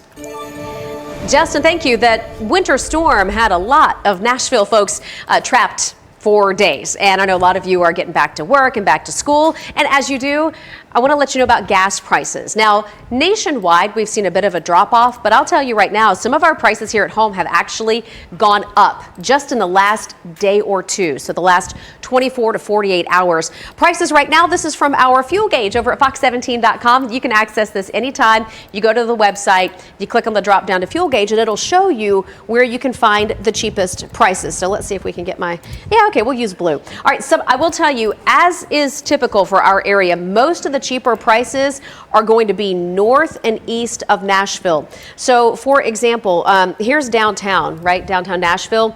We've got a $2.39 right there in the Madison area. We have a $2.55 up here in Old Hickory. And then we've got a $2.49 right here by the Grand Ole Opry. If you go up toward Hendersonville, I was seeing prices last night that are around $2.70. And that's kind of high even for my favorite spot right on Main Street. Got the little triangle there of all the gas stations that stay pretty competitive, but around $2.70 there in Hendersonville. I want to point one more thing out to you, all right? We're noticing where you probably don't want to fill up. All right, I showed you the places you can get the cheaper prices. Where you don't want to go, let's change our color here, is going to be down toward Forest Hills. Look at that price, $3.47. $3.27, even a little south of that. So if you can avoid filling up south of Nashville, you're going to save a few bucks. Again, quick reminder, fox17.com. Fuel gauge is where you can find this for yourself. $3.47. Ooh, still ahead. You might be tired of the winter weather, but these guys, they're not. Why some of the animals at the Nashville Zoo, they seemingly love it. Also, 7:52 is the time. Just want to start and say thank you for waking up with us here every morning on Fox 17 News, your only local news station with traffic and weather updates live from 4 all the way up until 9. You can get your weather updates on the right side of your screen, even during commercial breaks. Toughness, strength. Nashville on north and west, 2 to 3 inches of rain. Think about it, though. We also have the snow and the ice that are still on the ground in many areas that have not melted yet. You have to add all that liquid to it as well. So we could have areas of minor flooding and ponding by the end of this week. When can we get outside? You have cabin fever. I know that's a thing for a lot of us here after last week. Temperatures will be comfortable the entire week. We're going to be in the 50s and 60s today, tomorrow, Thursday, and Friday. However, we will have rain that does move in on and off throughout that entire time frame. I would say that this afternoon is your best chance to get out the door to avoid some rain, maybe run a couple of errands and enjoy temperatures that will easily be in the low to middle 50s. Coming up, when we go into our 8 o'clock half hour, a new look at future track and timing out those bands of rain that will move in. And we'll also look ahead to a very warm 7-day forecast. This really could not be a more different story than the picture we painted for you last week when it came to the snow, the ice, and the bitter cold. A lot of good things coming our way here in just a few minutes. Steer clear traffic this morning. Let's get you to I-65 at Trinity Lane, Dickerson Pike, really north of downtown Nashville, where we are starting to see a slowdown that we have not seen for several weeks. Now, this is something we saw before the end of the calendar year in 2023, but this is the first time we're seeing it here in 2024, where the congestion has led to the traffic trail leading all the way back here to Dickerson Road. You can always take Dickerson Road itself, or Ellington Parkway is the best way to try and steer clear, because it looks like this pretty much from here all the way into downtown Nashville. It's a bit of a crawl. Other than that, we are checking in on some other areas of town. They're also seeing crawling traffic, but no major accidents tying up the interstates, at least not yet. Justin, thank you. Trending now on Fox17.com, the red pandas at the Nashville Zoo, who they say they like the winter weather. All right, they get out, they play in the snow, and then they go take naps. Native to parts of Asia, and they enjoy the cold weather. Yeah, I was describing the red pandas, not us. Although we do like to go play outside and then take naps as well. They're built to endure below zero temperatures, and I, Jen, am not. During the cold weather, the pandas, they mostly, like you just said, they eat, they sleep, and they just say, bring on the snow. Well, they sure are cute. It's trending right now over at Fox17.com. If you want to check out this story and many others, head on over there right now. And while you're there, you can sign up for the newsletter so you can stay updated every morning. We'll send you an email right to your inbox. You can sign up for free at Fox17.com. They sure are cute. In business news, though, Marriott and Hilton say they are seeing a big return when it comes to their customers coming on back. Yeah, both of those companies have been adding more hotels, even right here in Nashville, as part of their bounce back from the downturn of the pandemic. Marriott, for example, saying that their room inventory increased by about 5% last year. They had 1.6 million visitors. Well, Hilton opened 132 hotels, not too shabby, totaling 24,000 new rooms in the fourth quarter alone. Promotional consideration for this program provided by Ponce Law. If you know someone who is a hometown hero in your community, we'd love to meet them and share their story. It's part of our Hometown Hero series right here on Fox 17 News this morning with Ponce Law. Yeah, we find and award local hometown heroes $1,000, and we're talking anyone. Veteran teachers, first responders, frontline workers, you name it. We have spoke with them here at Fox 17 News. So you can nominate your hometown hero online. Check out this on your screen. Go to poncelaw.com/hometown hero. Every single month, a selected hero will then be featured right here on Fox 17 News. We love to do this. Promotional consideration for this program provided by Ponce Law. You're watching Fox 17 News This Morning, your Code Red station. Several of our neighbors haven't been out of the neighborhood for almost a week. Continuing coverage of the aftermath of last week's winter storms. We're seeing a good warm up, but some mid-state families are still trapped at home, all because of the ice. More from local homeowners in just a few. And the talk of the town this morning in Nashville is a new head coach for the Titans. The man you see on your screen right here wearing the Bengals gear, that's Brian Callahan. What to know about his career up to this point and how it could help him steer the Titans. Lots of excitement. Get ready for high temperatures. We're talking 50s and 60s today and Wednesday. Our Code Red meteorologist is going to have your latest forecast. We do want to thank you, though, for waking up with us here on Fox 17 News on a Tuesday morning. I'm Erica Glover. And I'm Jennifer Waddell. Yeah, we're a live local news source through 9 a.m., always getting you covered with your news, weather, and traffic updates all morning long. We are going to begin right now, though, with a breaking news update this Tuesday morning. Metro Police say they have new information about the person who they believe shot and killed a truck driver at a Love's travel stop earlier this month. Police say David White was found dead in his rig on January 8th, and they now say the suspect in his murder was driving this car. We're talking about a black Dodge Ram with chrome handles. So if you have any kind of information about this particular truck that we're showing you, I know it's blurry. You can take a closer look, though, by going to fox17.com. You're asked to call this number, 742-7463. And continuing coverage this morning on the winter storm that continues to cause problems for so many folks, especially on the back roads. The ice is still covering so many of those roads, and that storm now blamed for 34 deaths across the state. This time yesterday morning, that number was 27. We now know that 6 people died right here in the mid-state in Hickman, Henry, and Coffee counties. And we still have some areas of Tennessee that are under boil water advisories because of a compromise to their local water systems.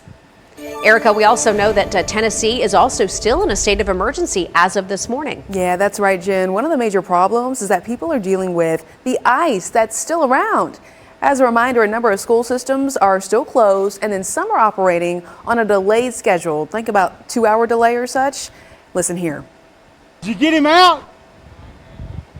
Well, that's why it comes as still hundreds of people have been unable to safely leave their neighborhoods. So here at Fox 17 News, we're continuing to share your stories. In fact, over in Jolton, William Clark continuing, he says, to help his neighbors. Clark says several abandoned cars on the side of his road prove that it is still too dangerous in some areas for many to get out. He also says there are elderly people living in his neighborhood, so he worries about first responders being able to get to them in a medical emergency. We've got cars in the ditch. They're sticking up like this. We got people that's got heart problems.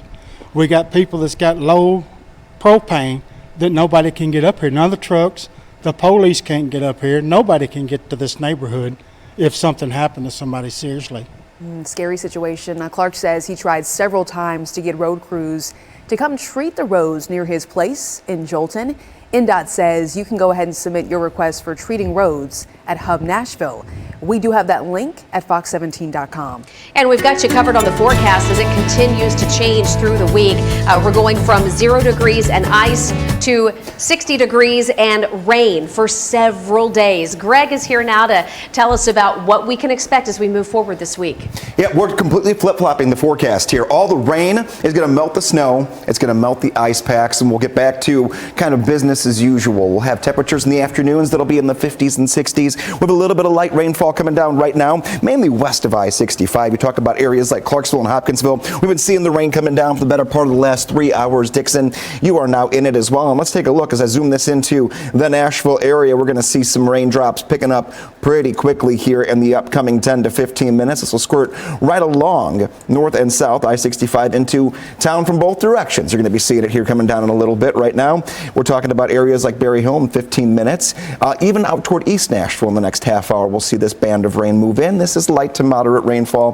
This is not thunderstorm activity, but the rain will continue on and off today, tomorrow, and Thursday. And at times there will be a few heavier pockets of rain that we do have to deal with. Some 3 to 5 inches of rainfall possible between now and the end of the week. So you take the snow melting and then you take all the rain we're putting down. There could be areas of ponding and isolated flooding by the end of what will end up being a pretty messy week. Until we get the ground thawed out, the rain really has nowhere to go because we've been so cold for so long. 54 degrees later on this afternoon. Tomorrow, 63. We'll follow that up with 63 degrees on Thursday as well.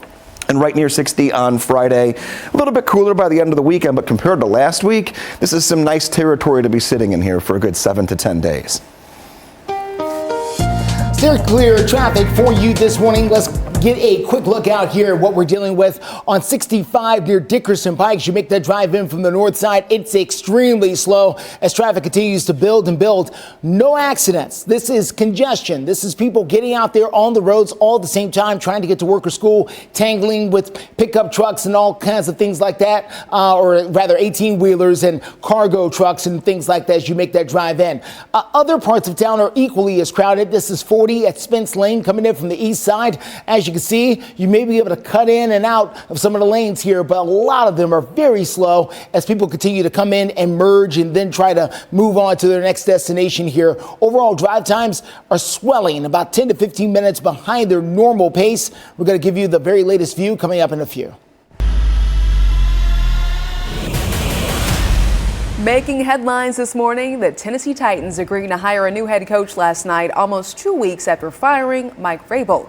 Now, sources confirming they picked Brian Callahan, the Bengals offensive coordinator, now in charge, reportedly, of the Two-Tone Blue. All right, so Callahan, the very first candidate that the Titans interviewed, and appeared to be a pretty hot commodity for some other teams who are shopping for head coaches right now. So here's the deal with Callahan. 5 seasons with the Bengals, including the years when they went to the Super Bowl and to their respective championship games. So this guy's got a lot of experience under his belt working with the offense, and Justin, we know that's something that the Titans could really use after this last season. Titans are for sure changing directions in a big way. We're going to break down who Brian Callahan really is, where he's coming from, and why his mindset will be something that Titans fans haven't seen around here in a long time.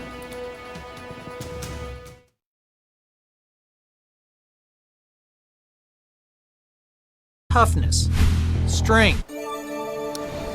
8:09 is the time, and according to the Associated Press and ESPN, the Titans have zeroed in on their next head coach to replace this guy, to replace Mike Vrabel. His name is going to be Brian Callahan, and he has never played in the NFL. He was a walk-on quarterback at UCLA and then went into coaching shortly after that. Now take a look at what TitanInsider.com's Terry McCormick had to say about the hiring of Brian Callahan. They say that the hiring of Callahan certainly makes the Titans offseason in free agency and the draft perhaps the most intriguing since who knows when. A complete philosophy change in the works here, really for the first time since the first time they've got to Tennessee. Why is Terry McCormick saying that? Well, it's because Brian Callahan is a true offensive-minded coach. He believes in passing the football. All of his quarterbacks have thrown for over 4,000 yards. He also says that he sees the game a little differently. This is what he told our sister station in Cincinnati, where he's been for the last 5 years. This is what he told them a few months ago. The teams that win the most games are generally the teams that pass the ball the best. That's usually because they have really good quarterbacks, and usually because they have guys that can make plays on football outside. I do think that's the shift in the league these days, is that the passing game has become the focal point. However, that does leave you opportunities to be really effective and efficient running the football. I think the running back is still an important part of an NFL offense. It just has changed in the way that people view it and look at it, but it's still have to be able to do those things to play good football. Well, we'll see what happens from here, as Brian Callahan is just 39 years old and football coaching is in his blood. His father is Bill Callahan, the former coach of the Oakland Raiders and the University of Nebraska, who a lot of NFL insiders believe will be coming along with him to join his staff if he's hired here in Nashville. We're still waiting on an official word from the Titans. 8:11 the time, taking a look at the forecast here. Zoomed into the Nashville area and put a little track on the rain that's finally making its way into downtown. About the next 10 minutes, you're going to see raindrops coming down. They're not going to be heavy, but there will be some consistent on and off rainfall throughout the morning hours. It's already into places like Jolton. You get out toward Ashland City, and this is going to continue to move through areas like Bellevue right now. And then we'll move this right along I-40 and continue to scoot it to the right side of your screen. We'll keep looking at this every 10 minutes all the way through 9 a.m. Don't worry about any severe weather, no thunder, no lightning for today, just steady rain that's going to start melting away what is left of our snow and ice from last week. A look over downtown, we're not seeing a whole lot of sunshine today, unfortunately. So that's one more element to the puzzle. We're not going to have a lot of sun, but we'll have warm temperatures. We're starting off right now, right side of your screen, in the 40s to near 50 degrees, and we'll be in the low 50s later on this afternoon. A look at your 7-day forecast coming up in just a few moments from right now.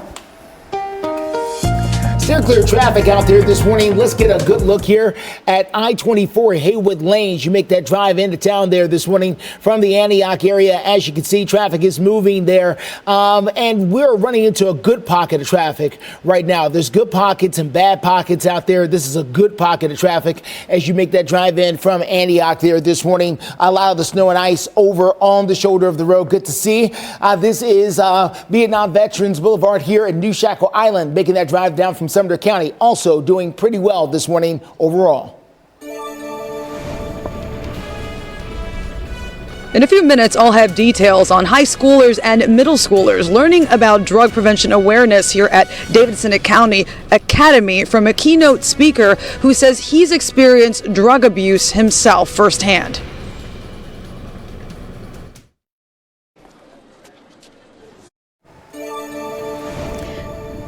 Welcome back to Fox 17 News this morning. It is 8:15. With a new year comes resolutions, or maybe you're just setting goals or making promises to yourself. And going into the new year, I know it can feel a little stressful, especially with things like credit card debt surging and the price of everyday expenses continuing to go up. Some people just are feeling a little hopeless about their financial situation. It's tough. This morning on Fox 17 News, though, we are talking about how you can take control of your finances, getting that good advice.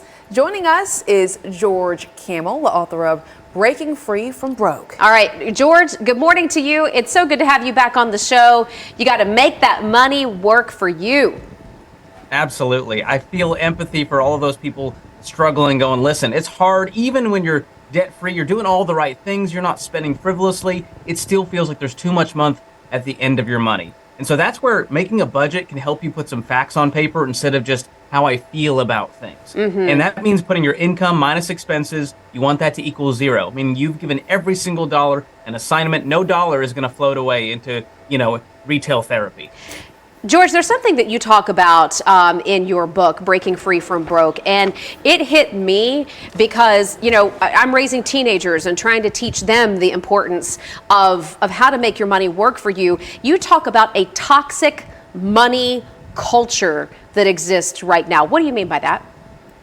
Well, as a teenager, I grew up in this world where parents told us, get good grades, you got to get into a great college, we'll pay for it at all costs with Sally Mae's Monopoly money. You got to get a credit score because that's how adults live their financial life, which means you got to get a credit card or 2 or 7. And then you have to have the car payment because that car is unreliable that you've been driving in high school.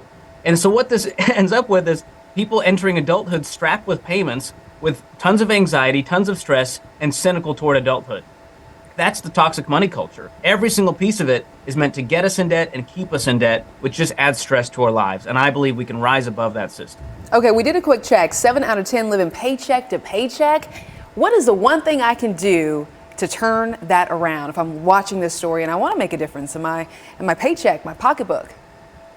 Well, it takes a paradigm shift. We have to move from this sort of woe is me, everything is terrible, victim mentality into I'm going to do something about this. Every single person doing their debt-free scream on the Ramsey Solutions stage, they decided that in spite of all of that, they were going to make a change. They were going to get on the budget and get the side hustle and sell the car or amputate the Tahoe, as Dave says.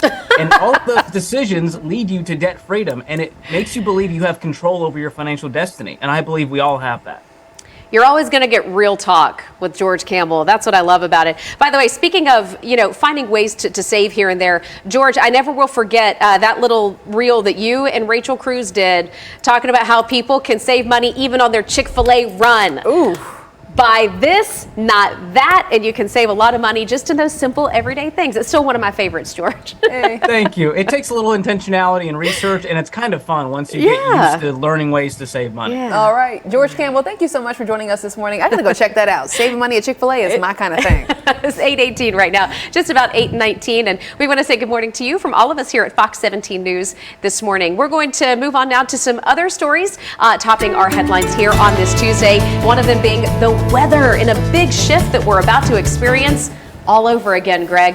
Yes, this time around it's not going to be snow, it's not going to be ice, it's going to be rain. A few showers have made their way into the Nashville area. I want to make sure that we take a look at what's moving our direction the rest of today. The morning hours, the most likely steady light to moderate rainfall will come down, and then for the afternoon, literally after about 12 o'clock, showers begin to pull away to the north, and by the end of today, say dinner time into the first half of tonight, rain is done. However, we're not done for the rest of the week, not by any means. More rain moves back in tomorrow morning. Here's 6 a.m. for your Wednesday, and then throughout the morning hours toward the afternoon, rainier tomorrow than today, absolutely, and across the board, even a little heavier at times tomorrow than today, and we'll get a few more rounds that move in tomorrow night, and then on Thursday. By the end of this week, so today through the end, we're talking Thursday into Friday, 4 to 5 inches of rain will come down in some areas. 2 to 3, more toward the north and west. Problem with that is that does not take into account all of the snow and all of the ice that we will be melting in that process. So watch out for standing water, watch out for ponding, especially the later we get into this week. Steer clear traffic this morning. Let's get a good look at what we're dealing with out there. This is going to be on I-40 at 46th Avenue. As you make that drive over from the west side of town, I-40 coming in from the Nations. You can see a lot of traffic starting to move in, but the rain has started to fall here. The lights are on, the streets are wet. So this is something that's going to be with us here for the next few days. On and off showers that Greg was just talking about. And now we're actually seeing it out there on the roads. No accidents yet, but when the rain starts falling, things in Nashville can change and change in a hurry.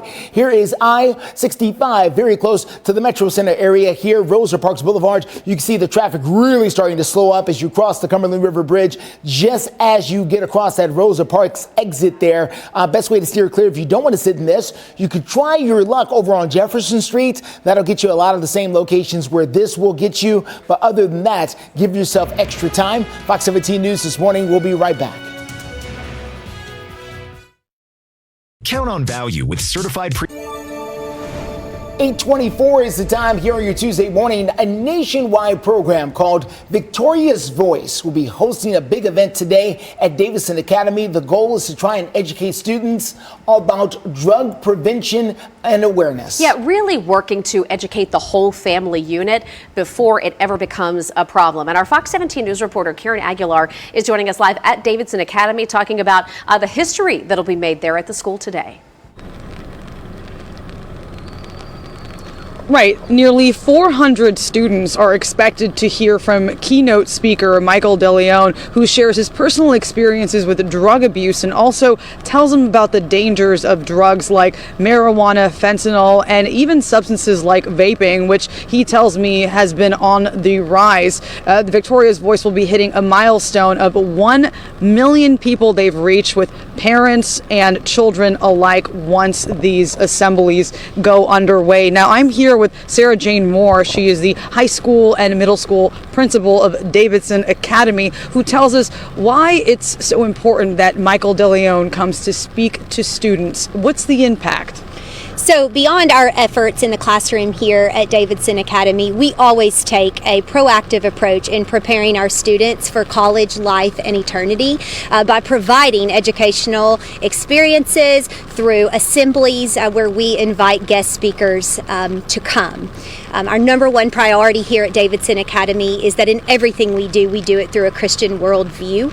Having Michael DeLeon on our campus today is just one example of how here at Davidson Academy we are equipping all of our students at the middle school and high school level with tools through awareness of the dangers of vaping and drug use so that they are able to make good decisions in prevention. Right, and you were talking to me about how proactive this is, right? And I want you to tell me, as a high school and middle school principal, what we're expecting to see in these two sessions. Who are we expecting to see there? Yes, ma'am. So this morning, Mr. De Leon will be speaking to our high school students in an hour-long assembly, just all about the education and awareness of the dangers of drug use and vaping. And then this afternoon, he will be speaking with our 7th and 8th grade middle school students for a more developmentally appropriate session. Then tonight, we are also hosting Mr. De Leon on campus again so that he can provide awareness and education and resources for our parents as well. Well, that's right. Well, thank you, Sarah Jane Moore, for allowing Victoria Voice to come and Michael De Leon and to educate students. This is something, as I've mentioned, could be the difference between life and death for some people. Reporting live in Nashville, Karen Aguilar, Fox 17 News, your Code Red station. And we have the umbrellas out there right now taking a look at the radar. We have rain that is moving in across a good chunk of Middle Tennessee. We're going to put a track on this for you and look ahead to your 7-day forecast as we go into our 8:30 half hour. Clear traffic out there this morning. Let's take a quick look at what we're facing out there on I-24. This is near Harding Place, Haywood Lane. Things are dry here, but that's not going to last long. The rain is starting to slide its way in. Already raining in parts of West Nashville, and it will arrive there in Antioch before long as well. We'll continue to watch the roads here for you with the latest drive times coming up in a few. We have a local police department right now searching for whoever is responsible after a home invasion in Goodlettsville leaves one boy dead and many others injured. We're tracking the newest updates in the next half hour. It's not extra to want. You're watching Fox 17 News This Morning, your Code Red station. Good morning. It's 8:30 right now. The man on your screen expected to be in court today after the death of his 76-year-old wife in Green Hills. That man accused of killing her set to show up in court this morning. Rain tracking into downtown as we speak. It is light, but it is definitely out there. It may slow you down just a touch this morning. This is just the beginning. We have 4 days worth of decent rainfall coming your way. How much you can expect by the end of the week.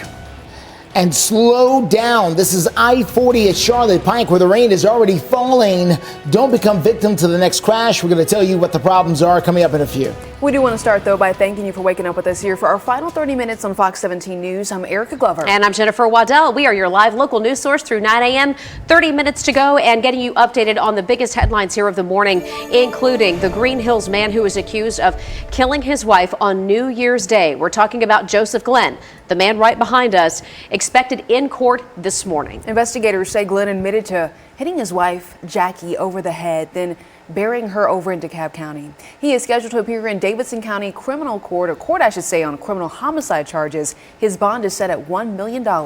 And new this morning, leaders from the Nashville Department of Transportation, that's NDOT, facing members of City Council with some sharp questions as to why snow and ice removal last week never happened on several Nashville roads. Okay, well, the assistant director for NDOT says they put a priority on 1,800 miles of Nashville's 5,800 miles of roads for snow and ice removal. They do clear other roads, though, based on emergency calls. Listen here. We've spent the biggest part of this week with our snow plows and trucks responding to emergencies for fire trucks, ambulances, to get where they need to get on a lot of secondary streets. I've had a lot of conversations with a lot of you. That's the plan. I do have answers. If anyone wants to ask what it would cost for this city to be prepared to maintain that level of service on all 5,800 lane miles, it's just a number. It's that simple. The equipment that's ordered, any expectation when that will arrive? Will it get here before 2025? Sir, I'm going to be completely honest with you. My anticipation was to have this before Thanksgiving, but the dates that I got week before this event happened, right now I should get 16. I've got one truck of the 37. 16 should be here middle of February. The remaining 20 will be here in May. That's still projected dates. Okay, now keep in mind each new additional snow and ice removal truck is about $400,000. Those trucks, though, can also be used as dump trucks or milling trucks when there's no snow to plow. And listening to those Nashville numbers, just to give you a little bit of perspective, in Hendersonville, where they faced some similar concerns and issues, they have 3 snow plows for that city. It's 8:33 right now, and new this morning, continuing coverage as the Tennessee Valley Authority now reports customers broke a weekend usage record during last week's winter storm. That all-time usage record set Wednesday of last week, right in the middle of our cold, snowy, icy snap, and it broke a record set in the summer of 2007. Wow. Well, TVA previously asked customers to cut back on usage in order to protect their grid. Those efforts and upgrades are being credited for preventing rolling blackouts that we saw last year. So we're talking about our social media poll, asking some questions as the winter weather still remains a big topic. And we're continuing to hear your stories. Have you received your mail during this winter weather? Folks were asking this question on social media, so we asked you. And as of right now, it's pretty much split half and half. 49.5% of you all saying, yeah, you got your mail. All right. If you want to take part in the poll, you can head to twitter.com, search Fox Nashville, and sound off. Let us know what you're experiencing. And hey, don't worry, even though the mail's not there, the bills are coming. That's right. It's very true. It's just a matter of time. It's just a matter of time indeed. Thankfully, we're at least warmer this week now, so we can kind of ease back on a lot of the things we had to use last week just to stay warm. Now we're talking about melting all the snow, melting all the ice, and getting things back to a more almost spring pattern here when it comes to how we're going to feel outside. Temperatures right side of your screen are in the 40s to right near 50. The bigger story this morning has become the ever-increasing rain coverage on our radar. Taking a look here, it is in the Nashville area, making its way toward Donaldson, Hermitage right now. Mount Juliet, let's put a track on this for you, because you have not seen any rainfall yet this morning, but this is going to continue to track right along I-40, and this will make it to your backyard in about 10 minutes from right now. We have no thunder, we have no lightning. Looking at the big picture again, all of our indicators for any significant weather are turned on. This is all just light, steady rainfall. Clarksville down through Dickson, Centerville, all of this continuing to track toward the east throughout this morning. We'll get a break for the afternoon, so keep that in mind. But Leapers Fork, 15 minutes. Bellevue, about 15 minutes. It'll pick up again. You had a couple showers earlier. We'll keep our eyes on this, and we'll also keep our eyes on the 7-day forecast that does show a lot of warmth here. We don't have a temperature below 32 degrees coming up in the next 7 days. Steer clear traffic for you this morning. Let's get to I-40 at 46th Avenue over on the west side of town. As you can see, the rain has already started to fall over there, and it is causing a rather wet scene for you as you get out and about this morning. So please know, if you're driving in on the west side, Bellevue, Fairview, places like that, you're going to have to slow it down just a little bit to make sure that you are safe and sound this morning. If not, you can go skidding out of control and hydroplaning, things like that. We don't want that at all.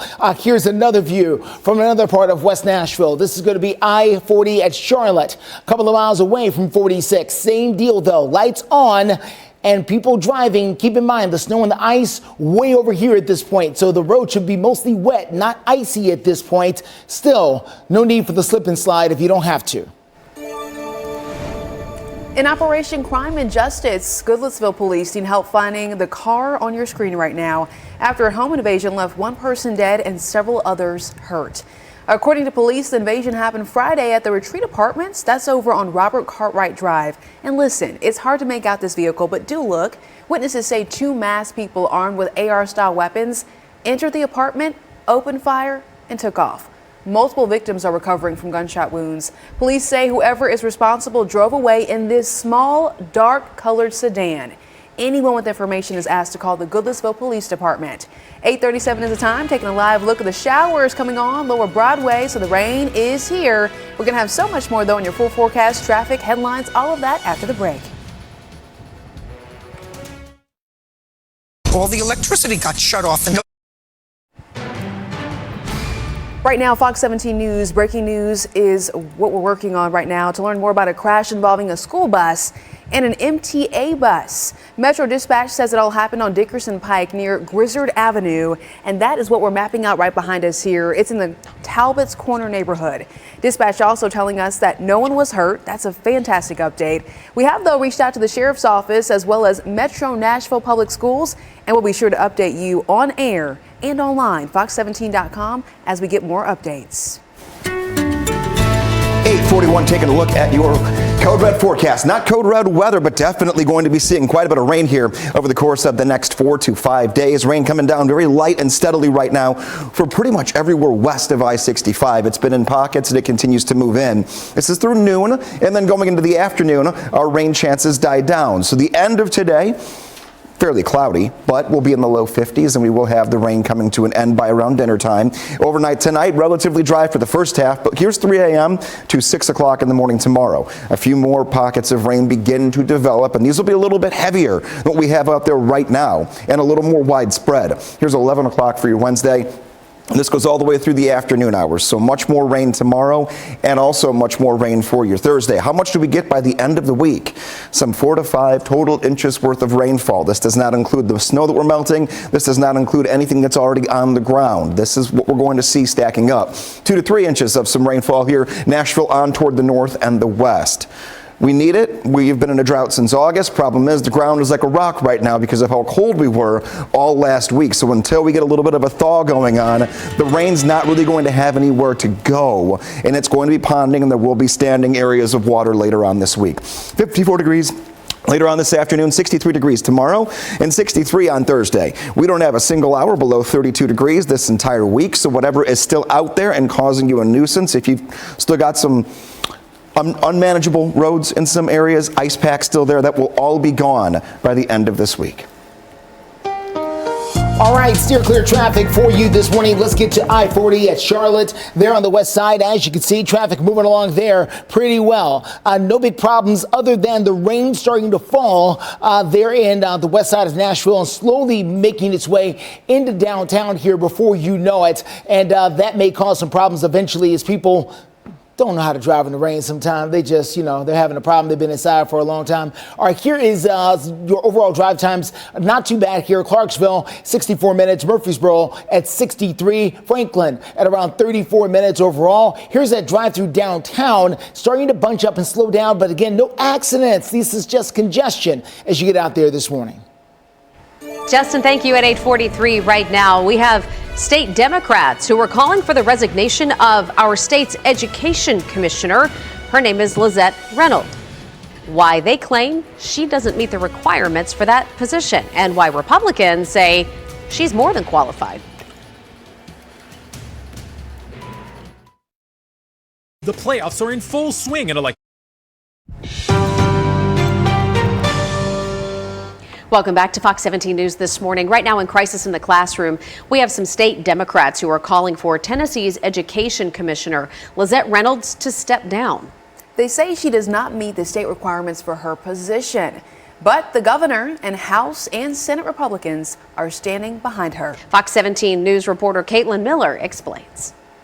Representative John Ray Clemens is calling on Education Commissioner Lizette Gonzalez Reynolds to resign, or for Governor Lee to appoint someone else, because he argues Commissioner Reynolds does not meet the legal requirement to serve as the education commissioner.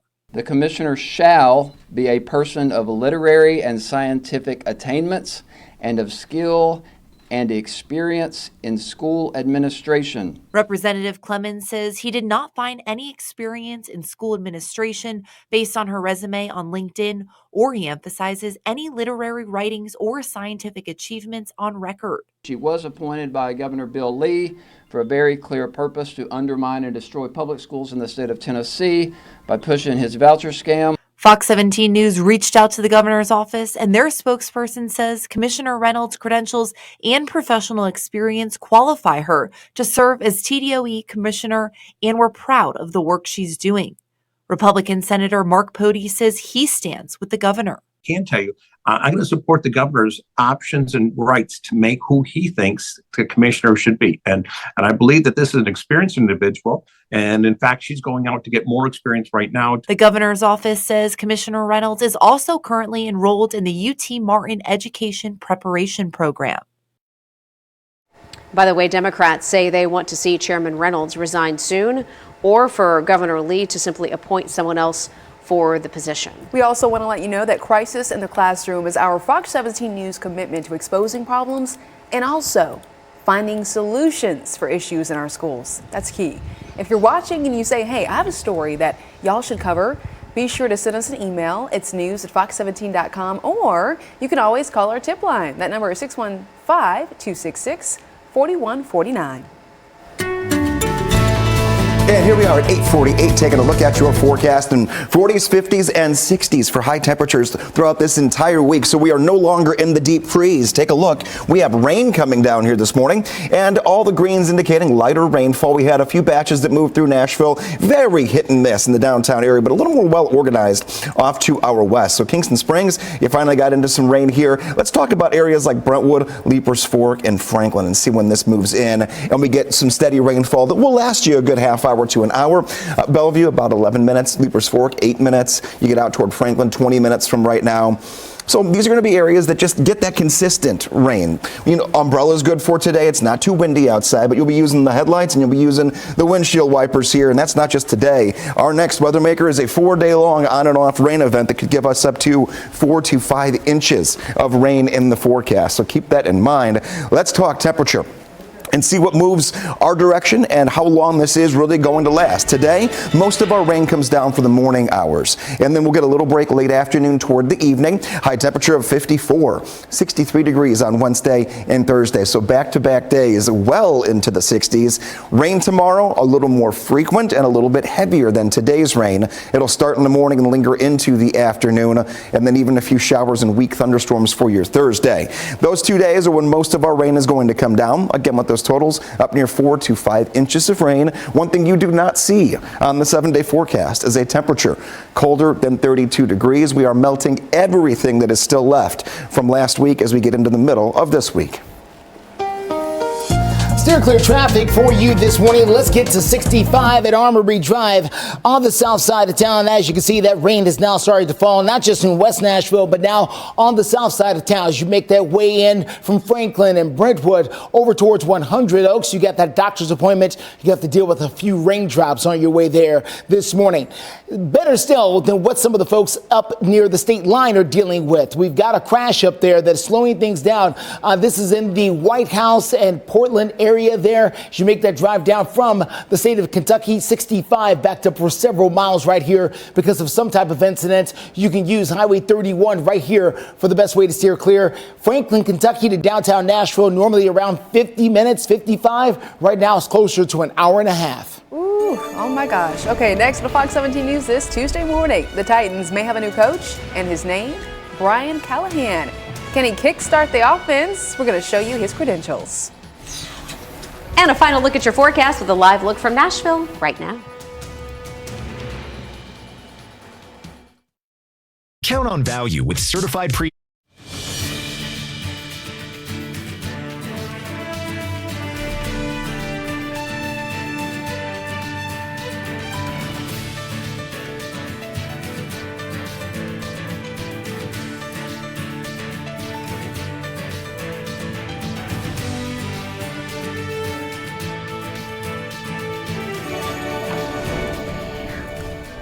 Breaking news this morning out of Laverne, where we are working to get more information about a car that crashed into a ditch that wedged into a storm drain. We were there live through the course of the morning in Laverne.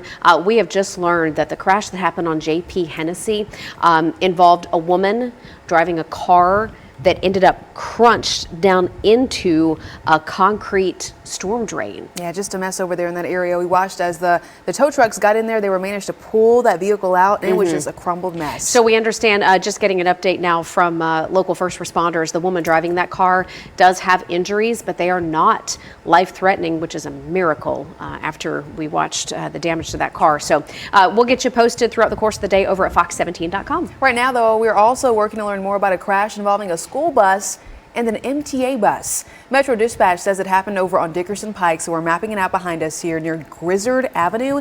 That's in the Talbot's Corner neighborhood.